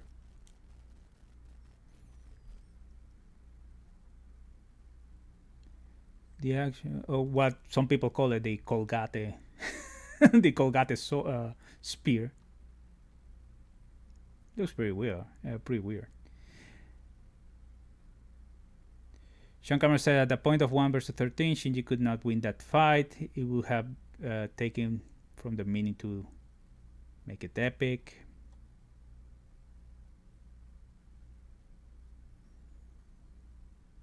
Ray. Movie scores are meaningless after the rise of Skywalker. That's correct. Who says that? Double the word trouble. Yeah, and even before that, Captain Marvel also had many problems on scoring the movie. But I don't think that has spread that far to anime.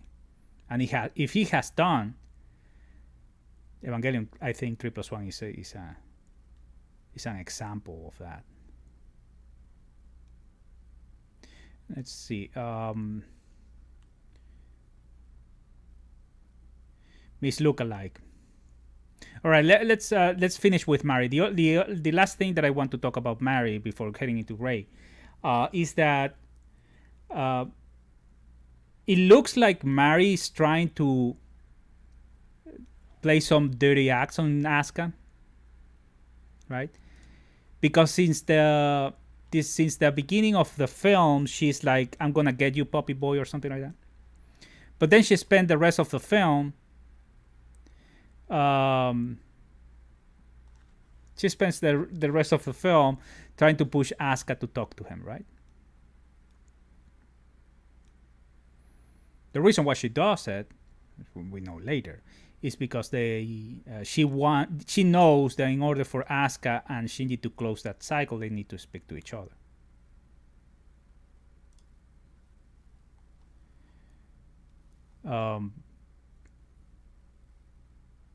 So that's why she speaks a lot to trying to push Asuka to talk to him. Like she's trying to force that cycle to close before she makes a move on him. Now, what's the reason of her reasons to end up with Shinji? What's her reasoning?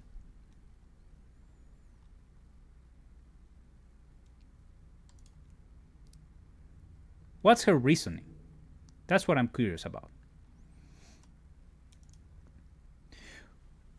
What would lead to a girl sees a Shinji and say, I need a piece of that?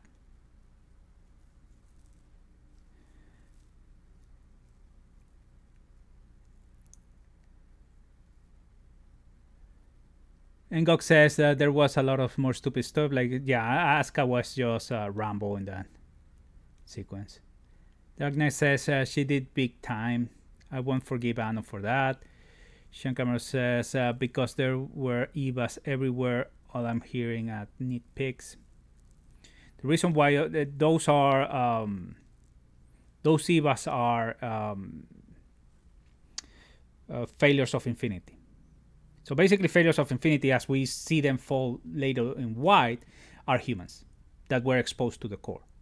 So everything that was exposed to the core basically turned into a failure of Infinity. That's the basic understanding of it. So each of one of those Evas are actually persons. Sounds insane, right?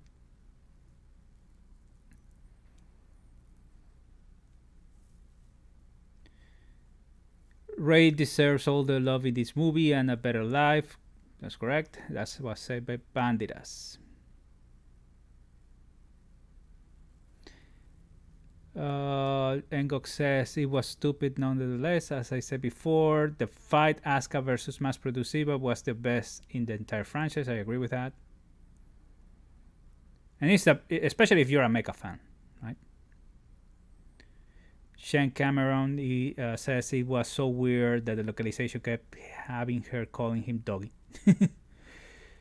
Jimmy says closure the way that she wants them to talk. Yeah, correct.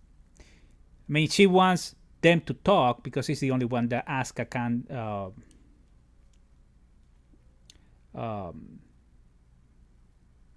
Sorry, give me a minute. Okay, so Asuka can move away or move forward with her life, right, without having that grudge.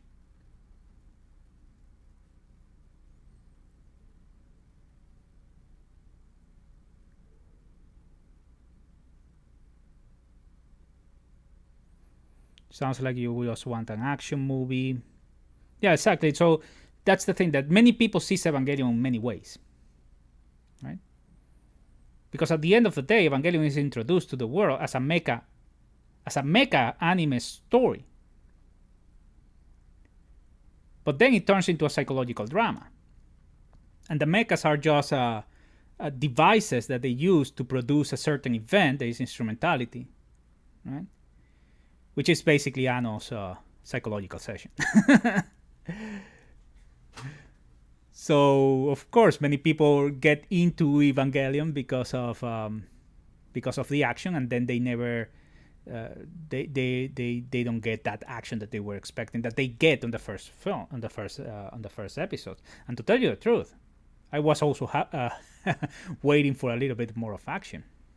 I wasn't expecting I wasn't expecting Rambo, but something a little bit more, at least on the fight between Eva 1 and Eva 13. It would have been great. Instead of spending an hour in the village. Kajitsu's in the chat. I wish we could have seen a bit more on screen with Gendo and the Key of Nebuchadnezzar. But that aside, I really like these characters' moments in this movie. I agree. Gendo was one of the biggest winners on 3+1. Conforso says Ray was epic. Which Ray? Ray Q or Ray Ray? Or all Rays? I love Ray until Mano murdered my heart. Yeah, Ray is... Ray was... I mean, Asuka was mistreated, but Ray was massacred. Shinigami says, Mari feels like a free spirit. That's the intention, right? The happy character that has no baggage.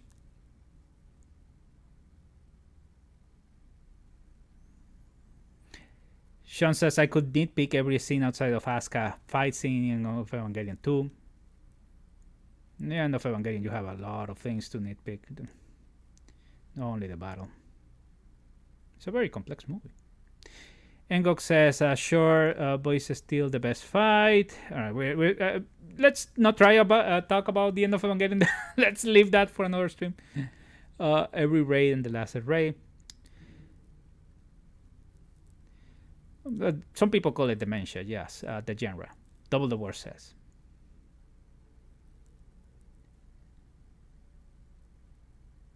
I don't know if it's a fairy tale, but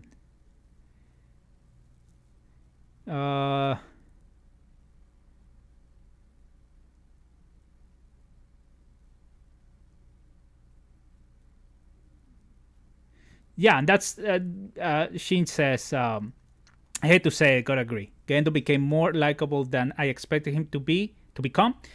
In the final movie, he felt like a very menacing, legitimately intimidating threat in the movie. Yeah, because they show us Gendo's humanity, right? So we can empathize with him, which is different to sympathize. Like, I don't support what he's doing, but I can see and feel him, right? On the events that he had to live through that led him to do what he's doing.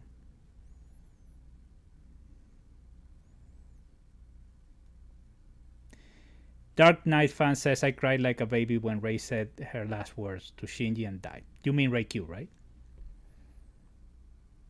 All right, let's talk about Rey Q. I think we talked about Mari already. Let's talk about Ray Q. In my opinion, I already gave it in my previous video. I think Ray Q was one of the weakest characters of the film. And the reason is, what got me really upset is that the way she dies is a joke. Okay? She turning into LCL is a joke, if you guys didn't got it. Because Rey, in the end of Evangelion, is the only one that doesn't turn into LCL. And in 3+1, she is the first one. It's like Anno thinking like 25 years later, I'm gonna do this. So it was a joke. We didn't have to go through all this Rey fish out of the water story. She finding herself, and then he tries to. I hate it all. I have to say, I hate the whole, how he treated Ray Q on the first act of the film, and then trying to emulate episode 23 that I already spoke on this channel before. The episode 23 is one of my favorite episodes on Neon Genesis Evangelion. That's where that episode is called Tears, and is when Rey 2 dies, right? She starts crying because she's going to die and all that. It's a very emotional sequence. Now he's trying to emulate that here. And then he goes and turn her into LCL out of the nothing. Now they come out with this excuse that she has to be in Nerve. And even the original Rey from Evangelion. In the end of Evangelion, when she's losing her AT field, she's not turning into LCL. She's dismembering her parts. But that's one of the reasons, is because she stopped taking her medication. But she wasn't turning into LCL.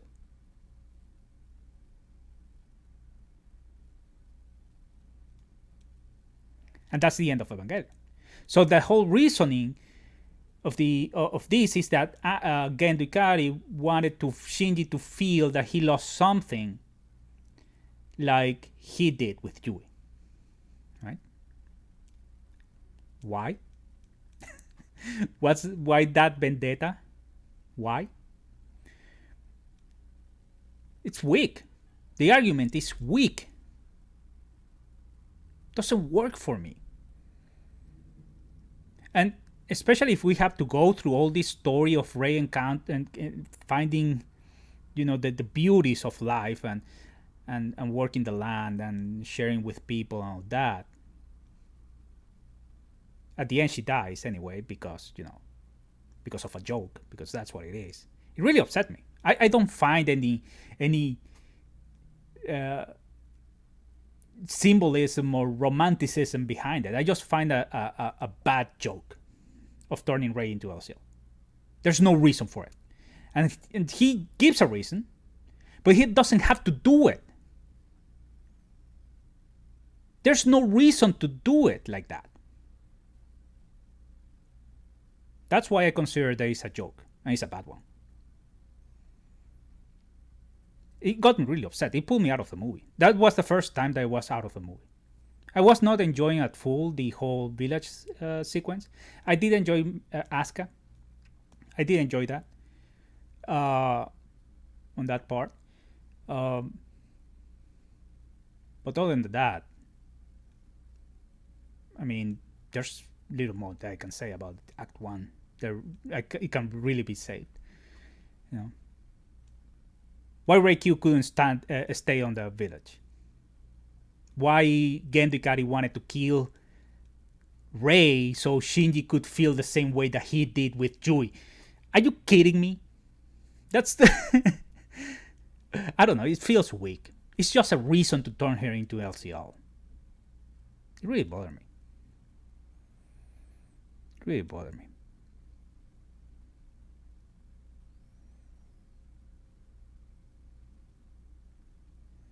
And by the way, I said that I was going to watch the movie in the second time watching on Spanish sub, and they call it different to Rey Q. And in English, they call it Miss Lookalike. in Spanish is twin, Miss Twin, like twins. Now they have the same problems with the Gendo H. It's like copy paste Gendo H.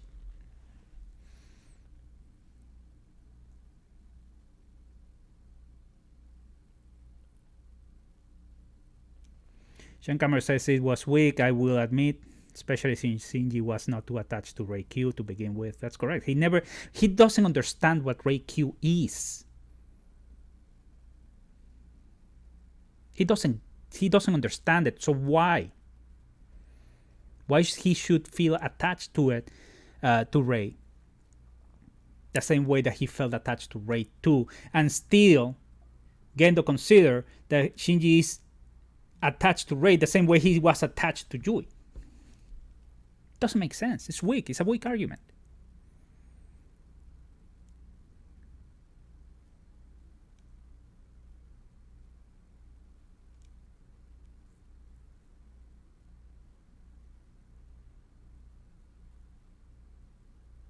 For me, it's a joke, Sean, because Ray is the only character that didn't turn into LCL in the end of Evangelion. And in 3+1 is the first character that turns into LCL. And that's the joke. And that's the evidence I'm providing. Now, you can see it as a joke or not. That's your opinion. But in my opinion, it was a joke, and it was a very bad one. And I hated it, and it's the only thing of all of Evangelion ever that I truly, truly hate.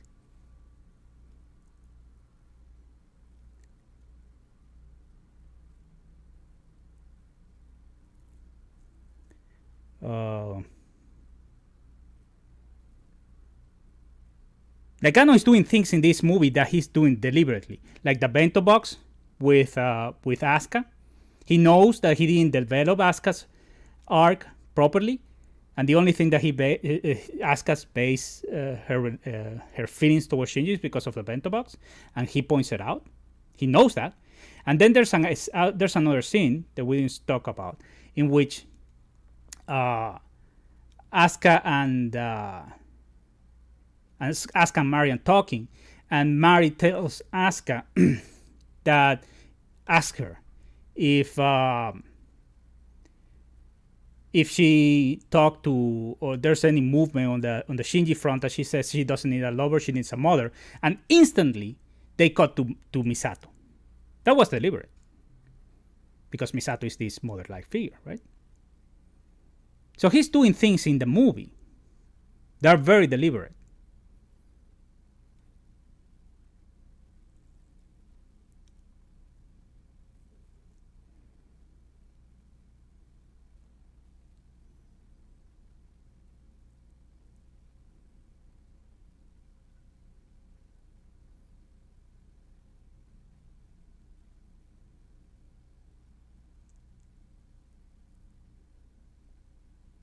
Let's see.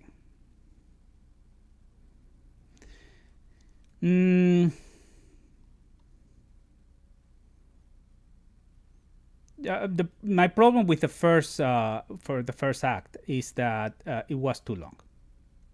I think you could have told that story or those stories in a more effective way. I did like the Kaji song part. That was very beautiful. I did like that.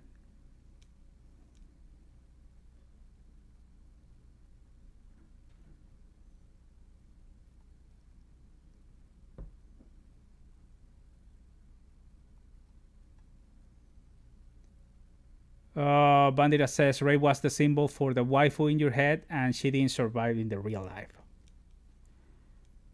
Well, if we are gonna take everything on Evangelion as symbols, we can say that about all of the characters. My point being is that you can treat this character with a little bit more of respect.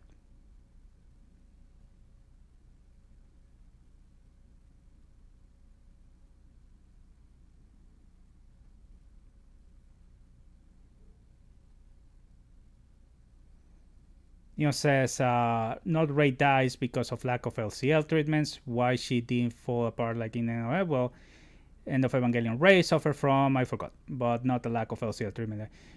Rey Rey on Rey 3, she was dismembering because she wasn't taking her medication. And she was losing her AT field. She needed medication. That's why Rey 2 always took medication.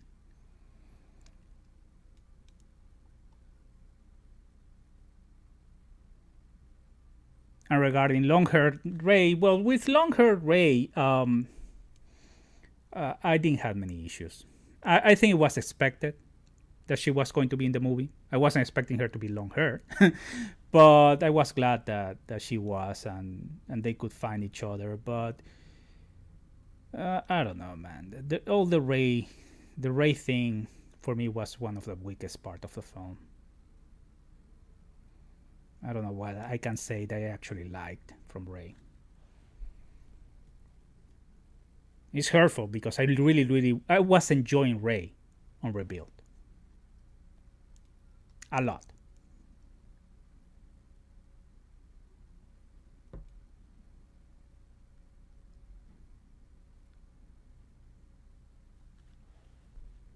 Right? What else?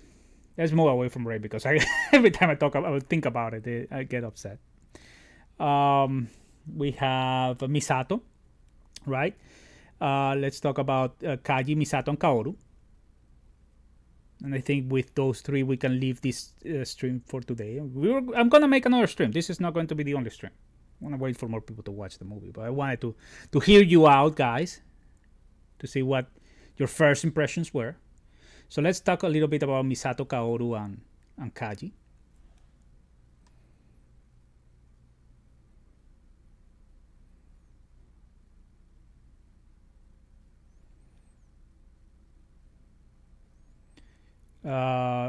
Gendo tells that he wanted to be alone before he met Yui. Correct. He wanted to be alone, and then he met Yui because it seems that Mari present them to each other, right?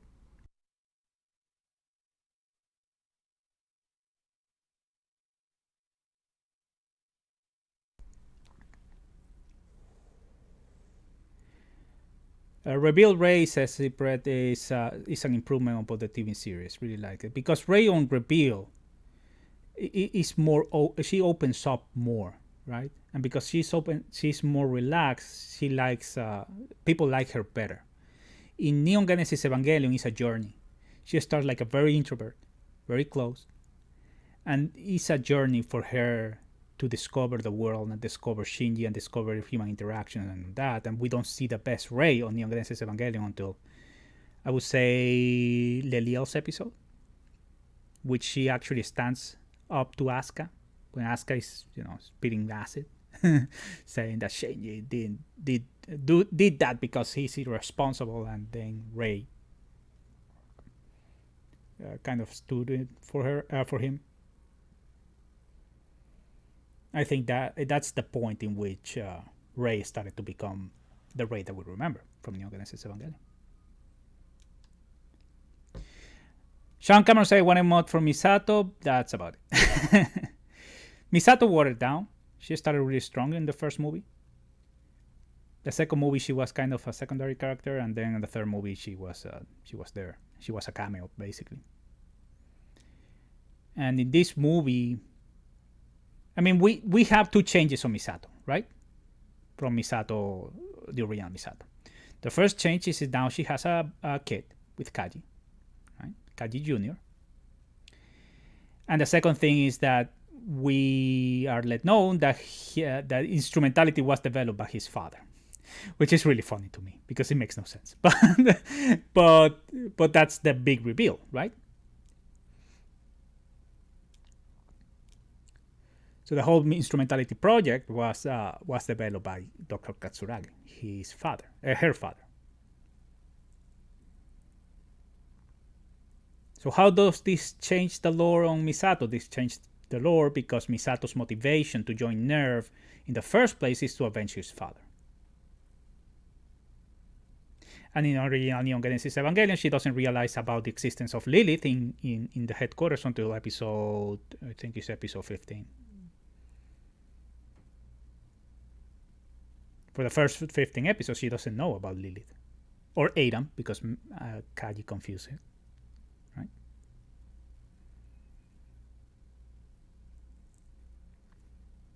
Now, in Reveal, in the second movie, it's very well established that Misato still is saved by her father when Kaji is telling the story to Shinji in the aquarium.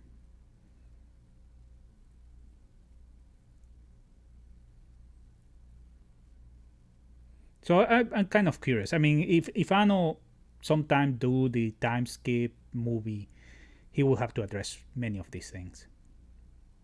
Misato is a must. Misato, Kaji, Kaoru, Gendo, right?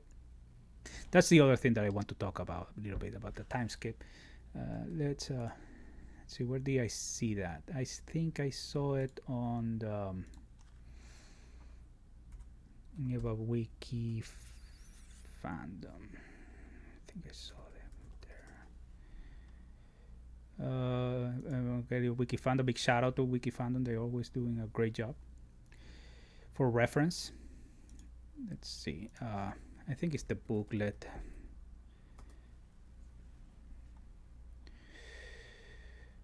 There's there. So this manga, the minus 120 minutes, was something that Anno conceptualized after he released the movie in Japan, 3+1, right? So he decided to do this after the movie was released, this manga. And it's a cool story. It's a short story of Asuka and Mari, because originally we found out that before Operation Oz, right, in the third movie, Mari was going to be the one that saved Shinji. But then Mari comes and approaches Asuka and tells her that Asuka should be the one saving Shinji. So that's another thing about Asuka saving Shinji, right? Why Mari convinces Asuka in this manga that is canon, right?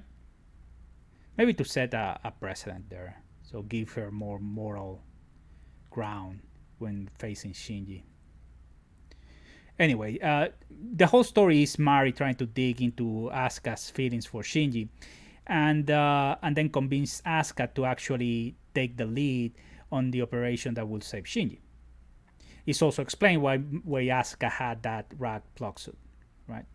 She decided to put that rag plug suit instead of the new one because what was it? I don't remember. It was because it reminded to remind him of her, something like that. Let me see if it says it here. Fake operation, Asuka, Willie. Marin sees on Asuka. Misato's plan. Looking back on memories on Shinji. No, it doesn't say about the plug suit. But yeah, if you see the cover of the manga, Asuka has a different plug suit. Right? It's similar to Mari's plug suit. It's a still Unit 2 plug suit, but it's not racked, right? Like we see in the first act of Reveal Q. So what I wanted to show you here is, let me see where I found it. It was something about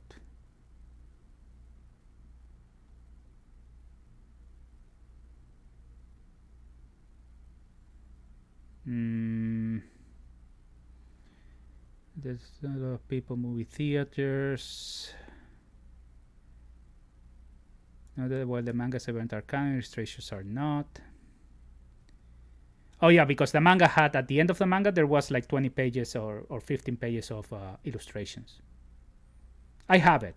So once I get the camera, I'll show it to you. They are really cool. And they show Kaji's son with Kaji's son with Misato's car. They're pretty cool. I forgot what I was going to look here.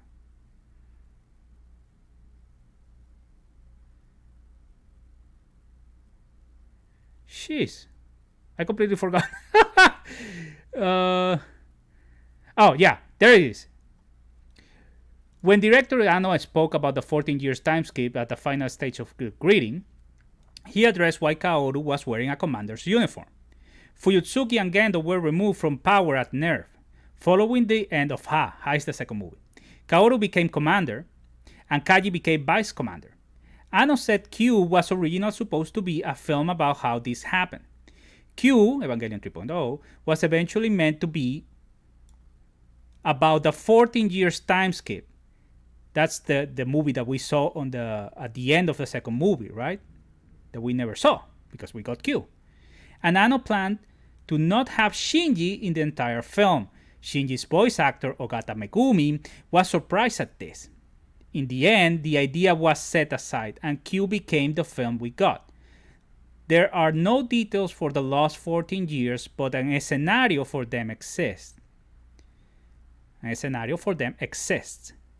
Preview at the end of Ha is from that story.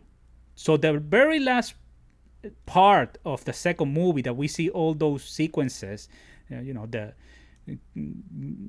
Kaji with a gun and Gendo and Fuyutsuki with a donkey, with an ass. All of that was planned and done. Well, it wasn't finished, but some of that was done. That's what we saw. But then they jumped to Q. And this happened July 14th.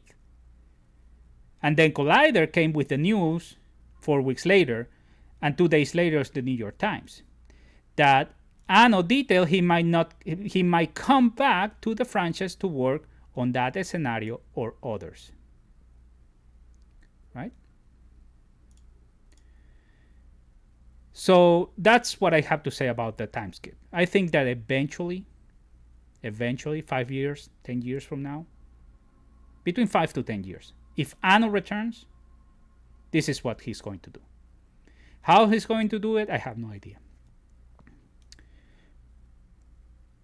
But he's at least leaving a door open.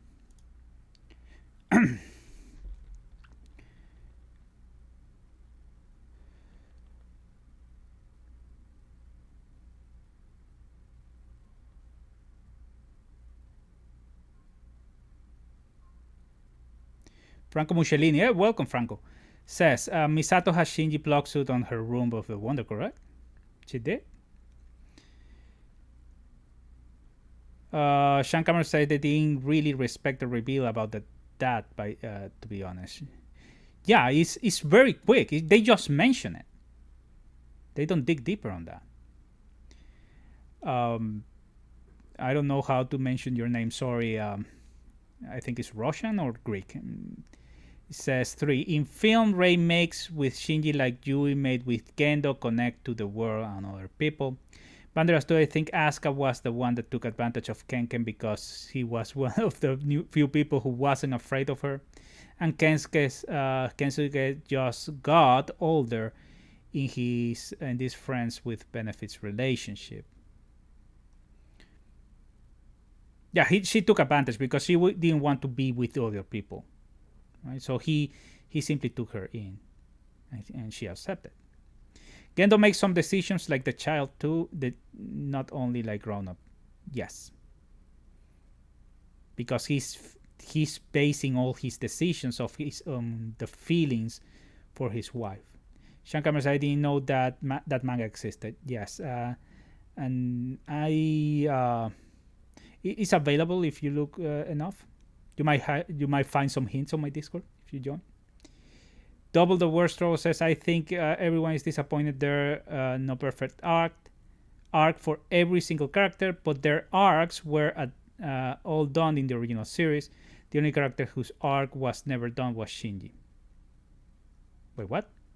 I think everyone is disappointed there is no perfect arc for every single character, but their arcs were all done in the original series.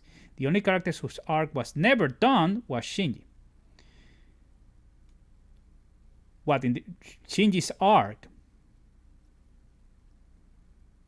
The problem with this statement is what I criticize about reveal. It's my biggest criticize about the reveal, because they are telling us that the reveal characters like Shikinami, Asuka, right?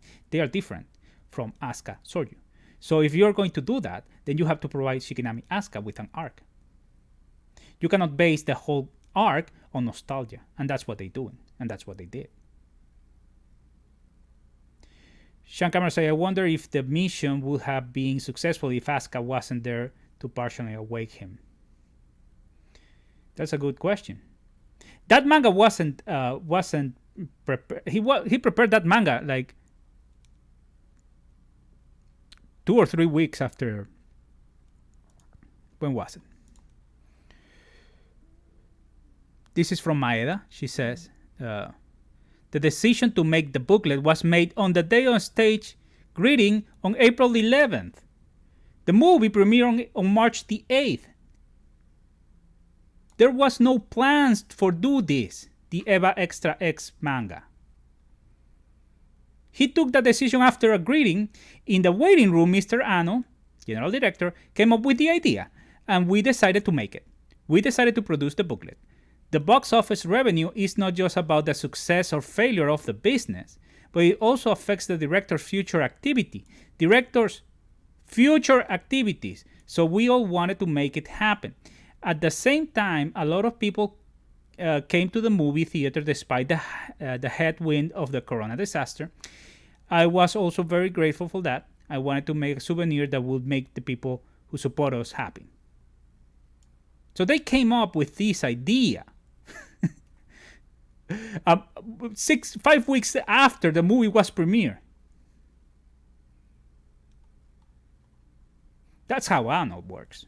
That's how Anno works. He works like that. He comes up with the idea and he does these things. It's been 25 years, man. I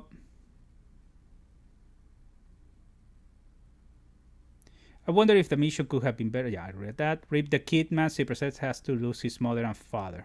Yeah, it's sad. Namia says, ironically, Mary saved the entire series by becoming a key motivator to the show. Evangelion 2.55, you cannot see this movie. Sean Cameron. Cypress says Evangelion 3+1 = 4 minus Na. Bandira says, I meant Asuka's relationship was way older with Ken. Wonder come frequently and stay for days. Yeah, when she was not with Kensuke, she was with Mari, right? So she stayed with Mari in the Wonder and with Kensuke in the village.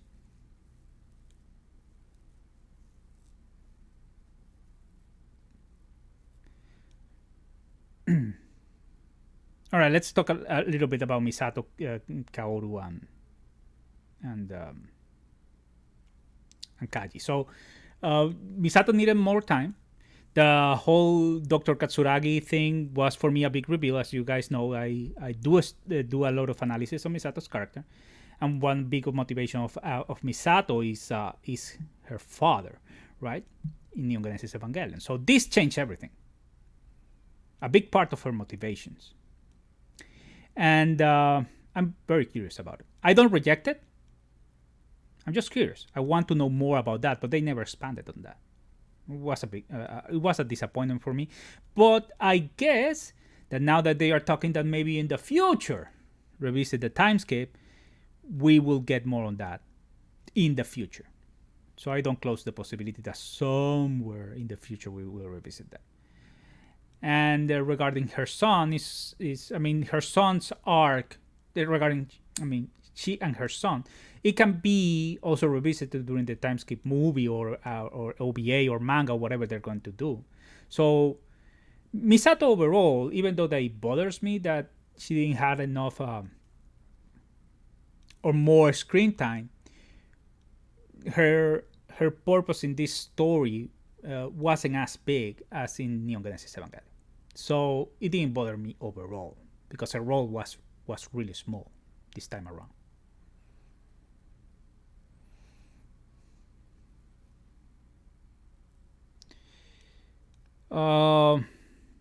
Asuka relations, friends with benefits. Double the worst troubles. Nobody wants to discuss Pen Pen cameo. Yeah, he has again, right? How many Pen Pens there were?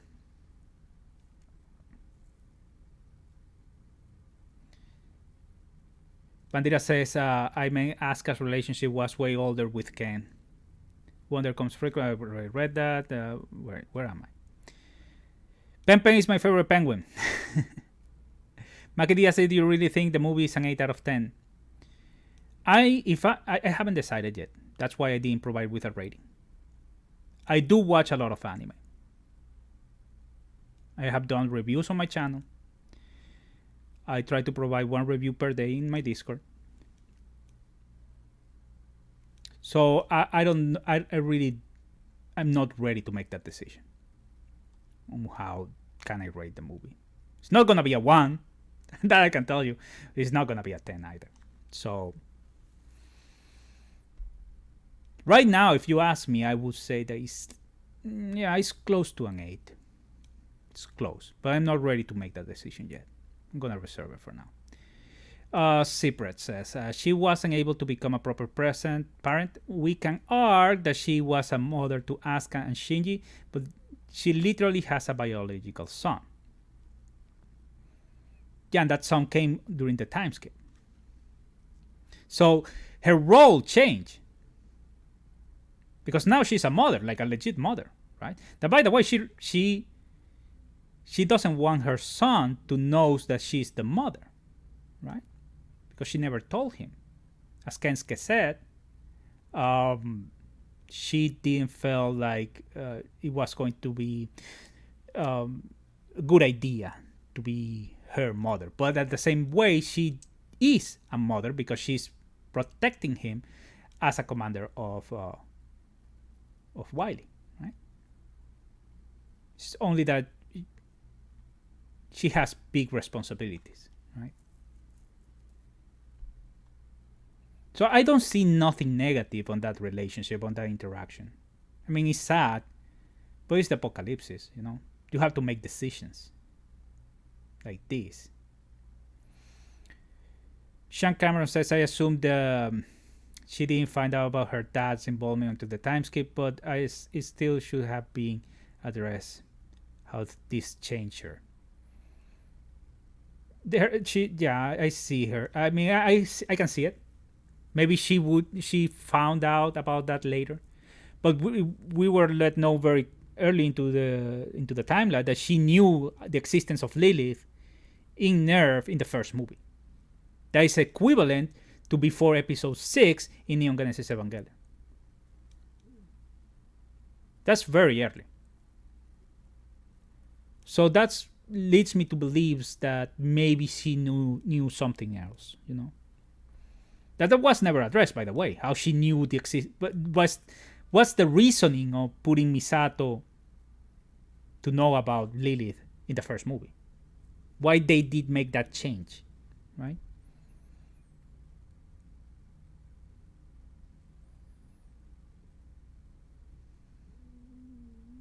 Let's see.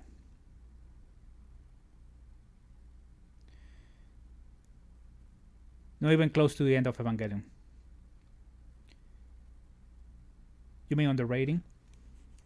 I think they are very different movies, man, at this point. I know people, I myself, I'm comparing a lot the end of Evangelion to 3+1.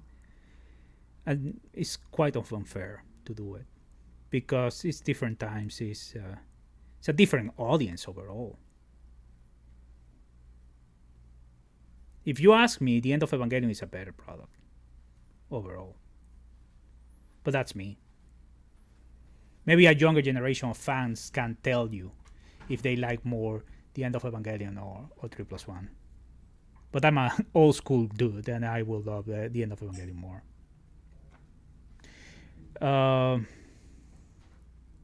Pampan's Comfort Zone says Pampan's grandkids, I think. Yeah, probably.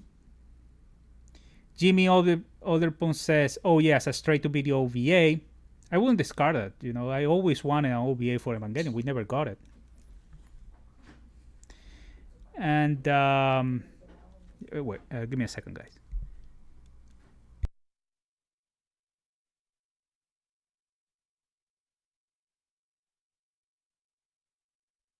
Sorry, I had some back noise here. Double the Word says, with Miura passing, Miura is Berserk, I think 4 is a real treat blessing for closure of this EVA timeline versus all the awful endings of other things like Games of Thrones, Star Wars, Aliens, and Terminator. I believe that there was a point in which Anno wanted to give a happy ending to everyone.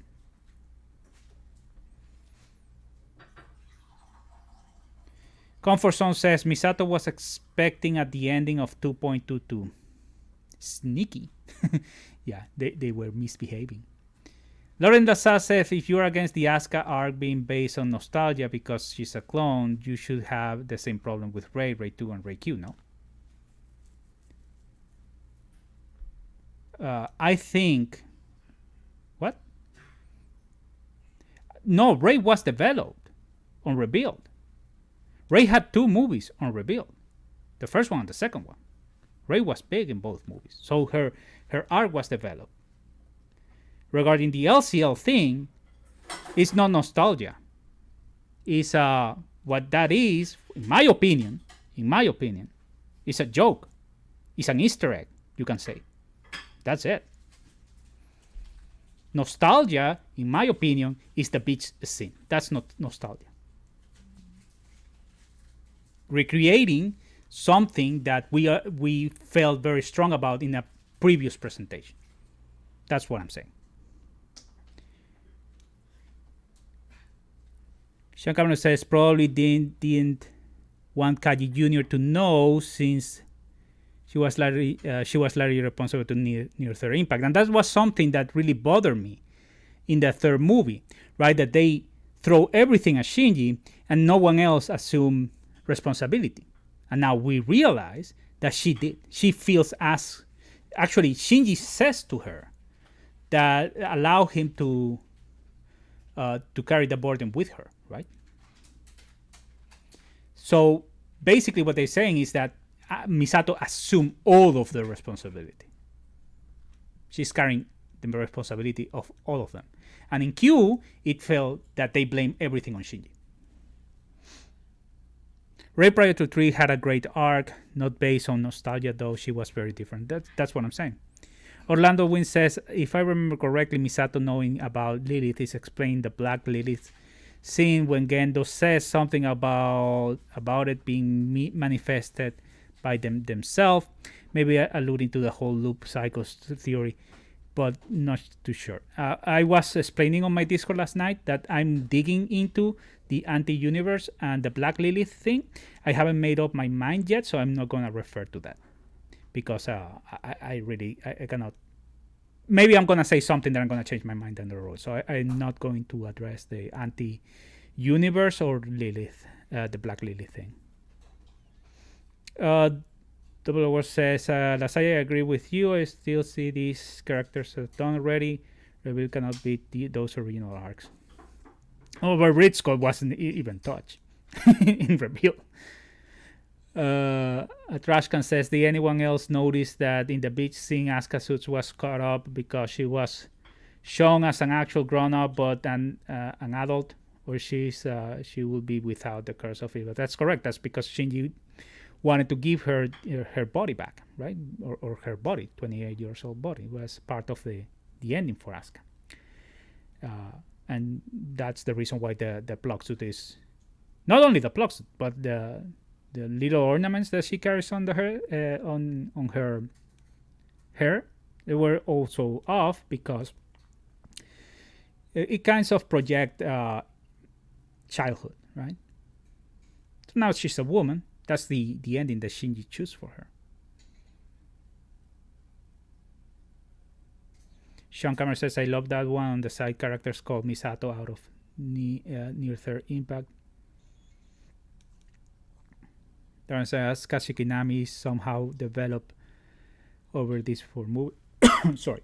Mari is way worse, but I was under the impression that Reveal had 3 rays. I might be wrong. It has 6. It has more than 6. But it's revealed that there are 6.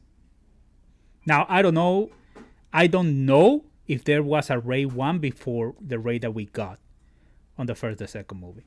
But overall, there were 6 Rays. Because when when in the movie when Fuyutsuki is talking about that Rei, he's addressing her as number 6. There's at least 6 Reis. Asuka Shikinami somehow. That, by the way, at the end of the second movie, we got that image of the other 4 Reis, right? There was a big Rei and 3 small Reis. So probably those 4 Reis existed and died, and then they came with Rei Q. If that's the case, then they never made a Rei 1. So Rei 1 is the Rei that we got in the first and second movie. Bandira says anti-spiral forces. Orlando once says, sounds good. I'll keep my eyes open for that discussion in the future. P.S. Thanks for pronouncing my name correctly, hermano. No problem, Orlando. Trashcan says, I was reminded of the same thing. Comfort Zone says that is a Rei 2 in her choker in the early movies. Bandira says, so this is the reason Asuka did not try to connect with Rei Q. She was afraid of her limited lifetime. I haven't thought of that. That makes sense, yeah. Lauren Lazar says the 4 Rei were only in the preview. No, yes, and there was a lot of speculation on that over the years. All right, so let's talk about Kaoru. How do you feel about Kaoru? I know that there's a strong feelings on Kaoru's in the community. I think he was portrayed quite right. He already had the whole reveal queue for him and Shinji, so I was going to be happy with his portrayal, however it was, to tell you the truth. I think it was good. I didn't need more that I got from Kaoru. I mean, Kaoru is one of the biggest winners of reveal, if you think about it, because he got a full movie for himself. So I knew that Kaoru was not going to make a difference how, at least on my perception, how I was going to appreciate his portrayal.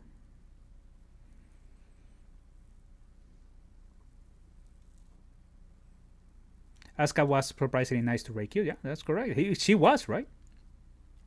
Even though that she knew that Rei Q wasn't the Rei that she knew before.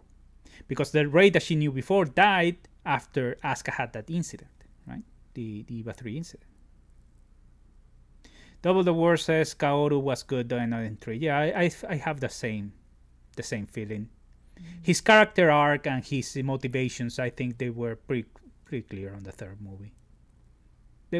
That's something that they did really well on the third movie. I think we didn't need more Kaoru, to tell you the truth.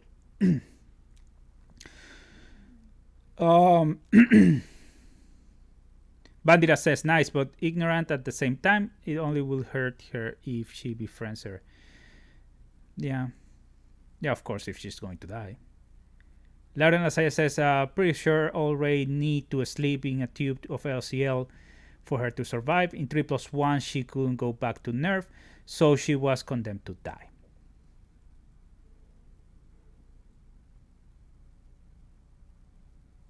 Well, she was malfunctioning on. Did we talk about this already? She was malfunctioning on purpose. Like in theory, from what I understand, and Fuyutsuki let us know, is that the Rei, the Ayanami series shouldn't turn into LCL like Rei Q did. The thing is that she was malfunctioning, and it's because Gendo sabotaged her to make Shinji feels like he's feeling with Yui. It's a fun argument, but that's my opinion. And we already talked about that, so let's move on from Rei, please. I thought he was done good, but I don't get what was up with being referred to as commander by Kaji. Well, we read about that. It's right here. When Director Anno spoke, I don't have any problems in repeating myself, by the way, so don't worry. Fuyutsuki and Gendo were removed from the power at Nerve.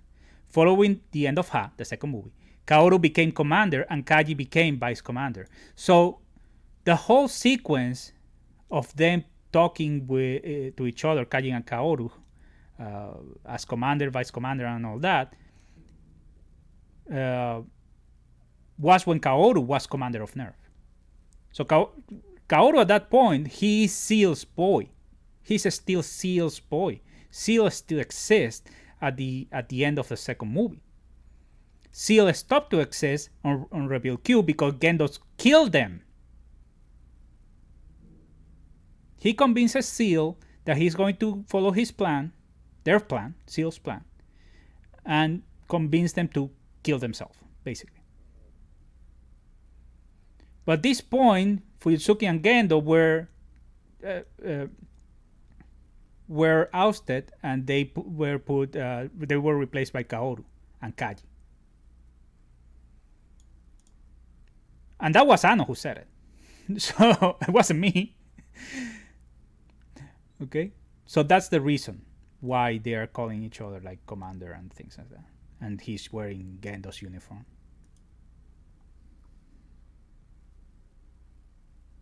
I also assume that Seal made him commander. Yes, that's correct. No problem, Trashcan. Super says she said herself that she cannot live outside of Nerve. Yeah, because she sees on her block suit, right, that she's malfunctioning. Now, I wonder if she knew that she was malfunctioning at that point, because she was making an idea and telling Shinji to stay in the village, right? So maybe she didn't know, which is even crueler. Maybe if she would have known, she would have tell someone to try to return to Nerve. Maybe. I don't know. It was very cruel. Mari ended up becoming Kaoru to Deus Ex Machina for every plot point. Double the worst trouble says. Yeah, Mari overtook the story. Sean Cameron says La Salle, which does makes Gendo's comment about Ray's death, it make even less sense. Yes. Double the worst says, well, it wasn't very clear. That was written on her flashing. Jeff Ross, thanks for the subscription. Welcome to the stream and to the channel.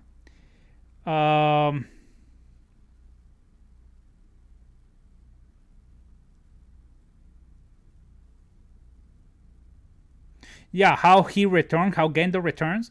He returns and he talks to Seal. So I guess that at some point on that timeline, on the timescape, he kind of convinces them to return.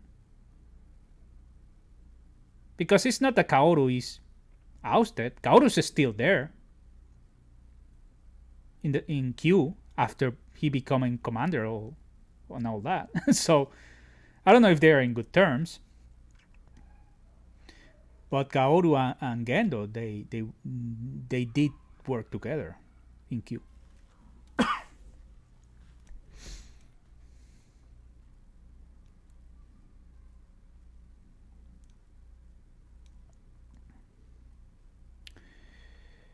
Double Word says she did knew she accepted her end of life because she kept taking a step back in the last second.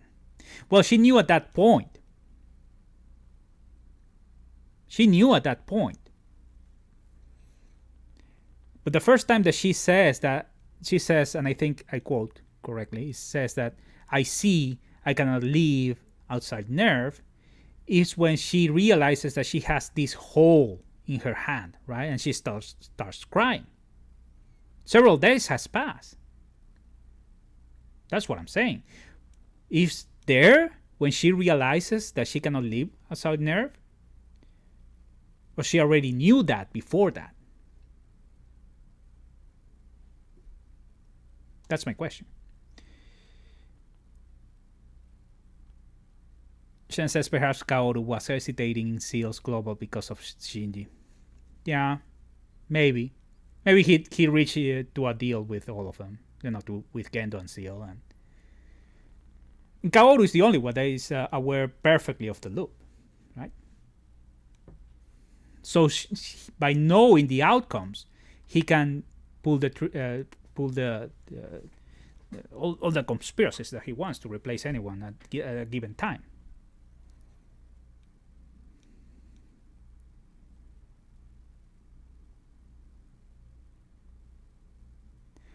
Lauren says, nevertheless, I don't think Reiki was hacked by Gendo. I think he planned her death, witnessed by Shinji, by knowing she will have no way to go back into her sealed group. Well, that's correct. I mean, it's not like Gendo was behind a computer trying to, I'm gonna make her explode now. I mean, it was a matter of time.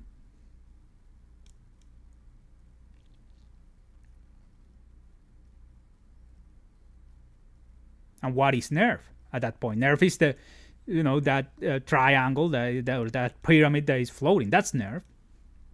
That is in Antarctica, right?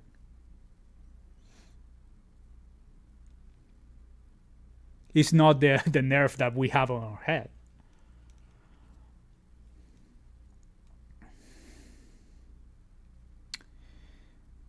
All right, so we talk about the three of them. How about them endings? The ending of Kaoru and Kaji being together and all that. They should have a very good relationship during those 14 years. To Shinji decide to replace his name with Kaji's in the Book of Life. Because basically what Shinji is doing is giving Kaji his spot. So now Kaoru, every time is going to come back, is going to come back to Kaji instead to Shinji. Right?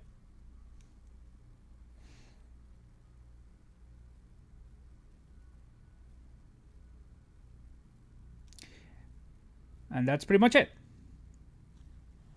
I don't think that who else we can talk about? I think that's it. We talk about Asuka, then we talk about Mari, we talk about Rei, we talk about Misato, Kaji, and Kaoru. I mean, we are missing Gendo, but we have talked about Gendo across the live stream.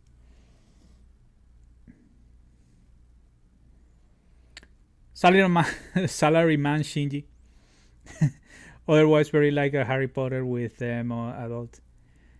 Sean Camera was very happy he had to move past Shinji, so we didn't get to see Kaoru and Kaji's relationship before the end. It's also teased that Misato is alive in that timeline they are going, right? Because he says something like, Kaji says, we are going to work together with Katsuragi, the land. So Misato at the end in that timeline is going to be alive.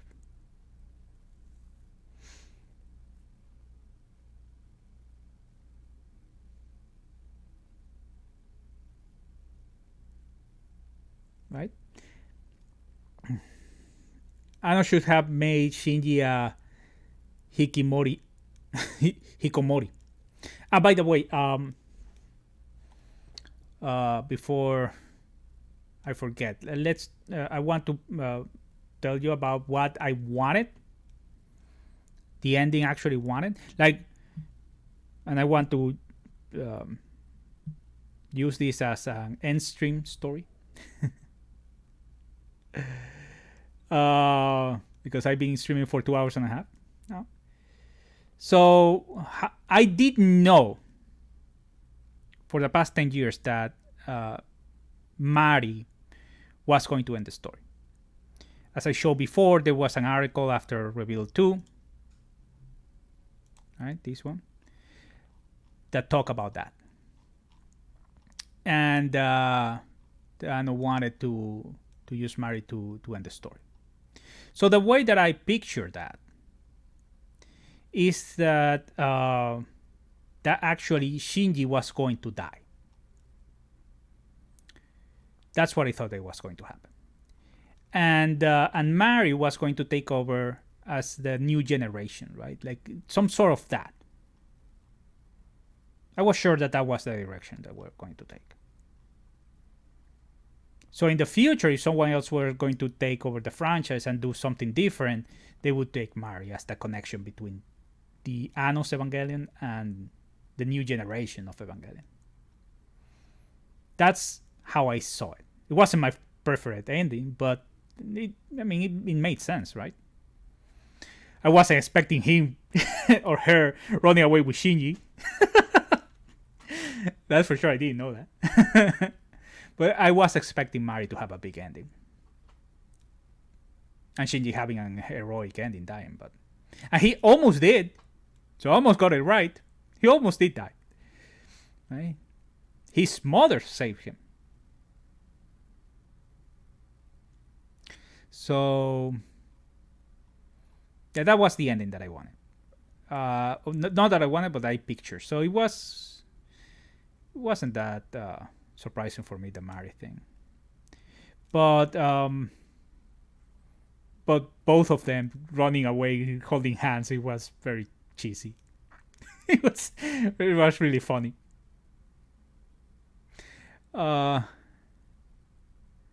The real Kodo Sensei says, "I'm glad we have a happy ending instead of the present one." Correct. We could talk about the 30 years. Double the words. He's already been that 30 years. Give a guy a break and a hot girlfriend. You mean Ano? He has a wife. Orlando says, I would not be surprised if the coming years we get a manga or short OVA directed or written by someone else, possibly with Ano just taking a supervisor role. Well, we get the story of the time skip. I think that's exactly what's going to happen. I think the time skip is something that Ano wants to do in the future because he has teased a lot about it. So I think that no one is going to touch that. He's going to leave it there in case that he wants to return. That's the story he's going to tell. In case that he wants to return. I have been advocating for a long time that someone else should take the franchise because I want to see other perspective. And to tell you the truth, I mean, many people, they don't want to see anyone else than Ano work on Evangelion. But it seems to me that it's the same people that is complaining about this movie, that it was directed by Ano. So what do you want? You cannot have it both ways. What you want is 90s Ano. And that Ano is gone.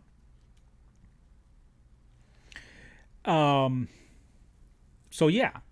And I want someone else to tell me a new story. It cannot be that always the story is the same. It's always the story and instrumentality. That's the only way that we can tell this story.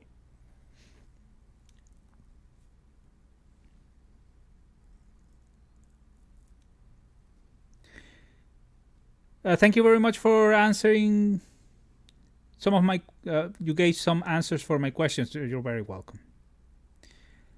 Sip says that would actually be a great idea. Double the Word says, I have loved the real live action lookalike actors running out of the station there like episode 26 cosplay. The episode 26, I have on my Discord, I have a full article on how that scene was developed but never was made into the movie, into the end of Evangelion. It was very dense. I see why they made it. Sean Cameron, a fresh perspective on Evangelion would be great. We can always still enjoy the old. Yeah, that's true. These stories were already made. So there's always going to be there. They're always going to be there for us. If you like Neon Genesis Evangelion, you like Rebuild, both are made. I particularly like Anima. It's a different setting, and it was written by Yamashita. So I don't know if I will turn anima into anime, but or TV, but I would do something like that. I think anima, but it's way too. I mean, it looks way too much, and it feels way too much to Neon Genesis Evangelion. So I don't know if that's something that they are gonna do.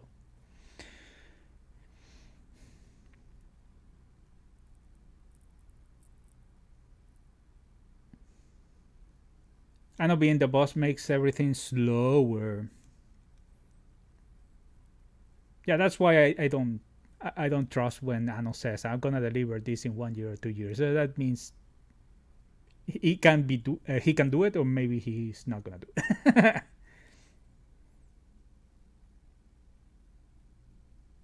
That's it, right? I need to read anime and the manga.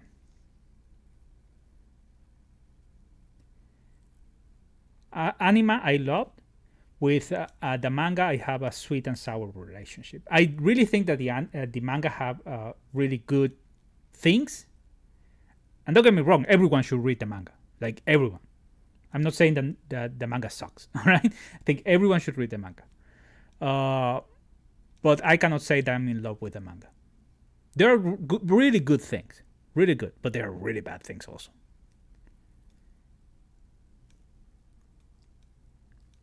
The other says maybe they hired him to do a Marvel movie.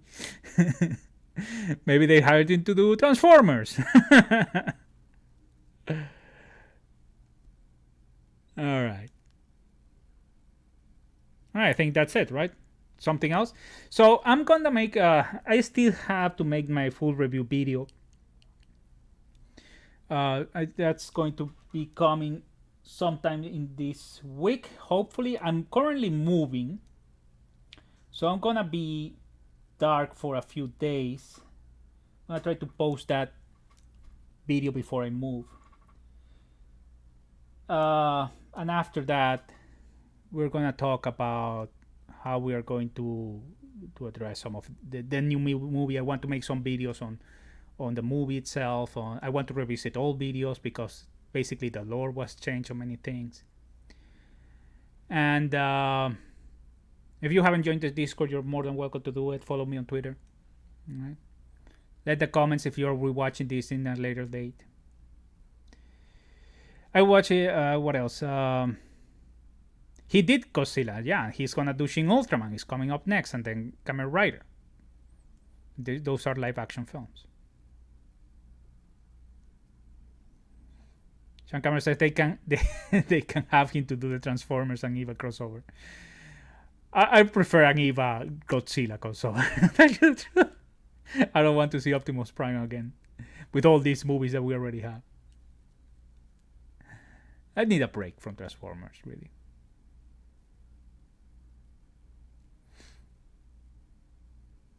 Charlie Cowen Music says Shin Z new theatrical edition. Yeah, every single movie that he's gonna make, he's gonna start with Shin. Right? Shin Z. Maybe he's gonna do Shin Akira, and we get a new Akira from Anno. That would be sick. Right? Akira is a very psychological movie. Or story, because it's a manga and it was translated into a movie.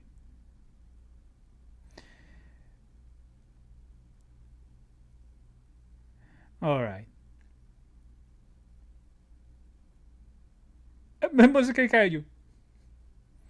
All right, guys. I'm gonna leave you here. Thank you very much for joining the stream. Okay, and to bear with me this long stream, 2 hours and 40 minutes. And I'll see you around pretty soon. All right. All of you take care of yourself and have a good night.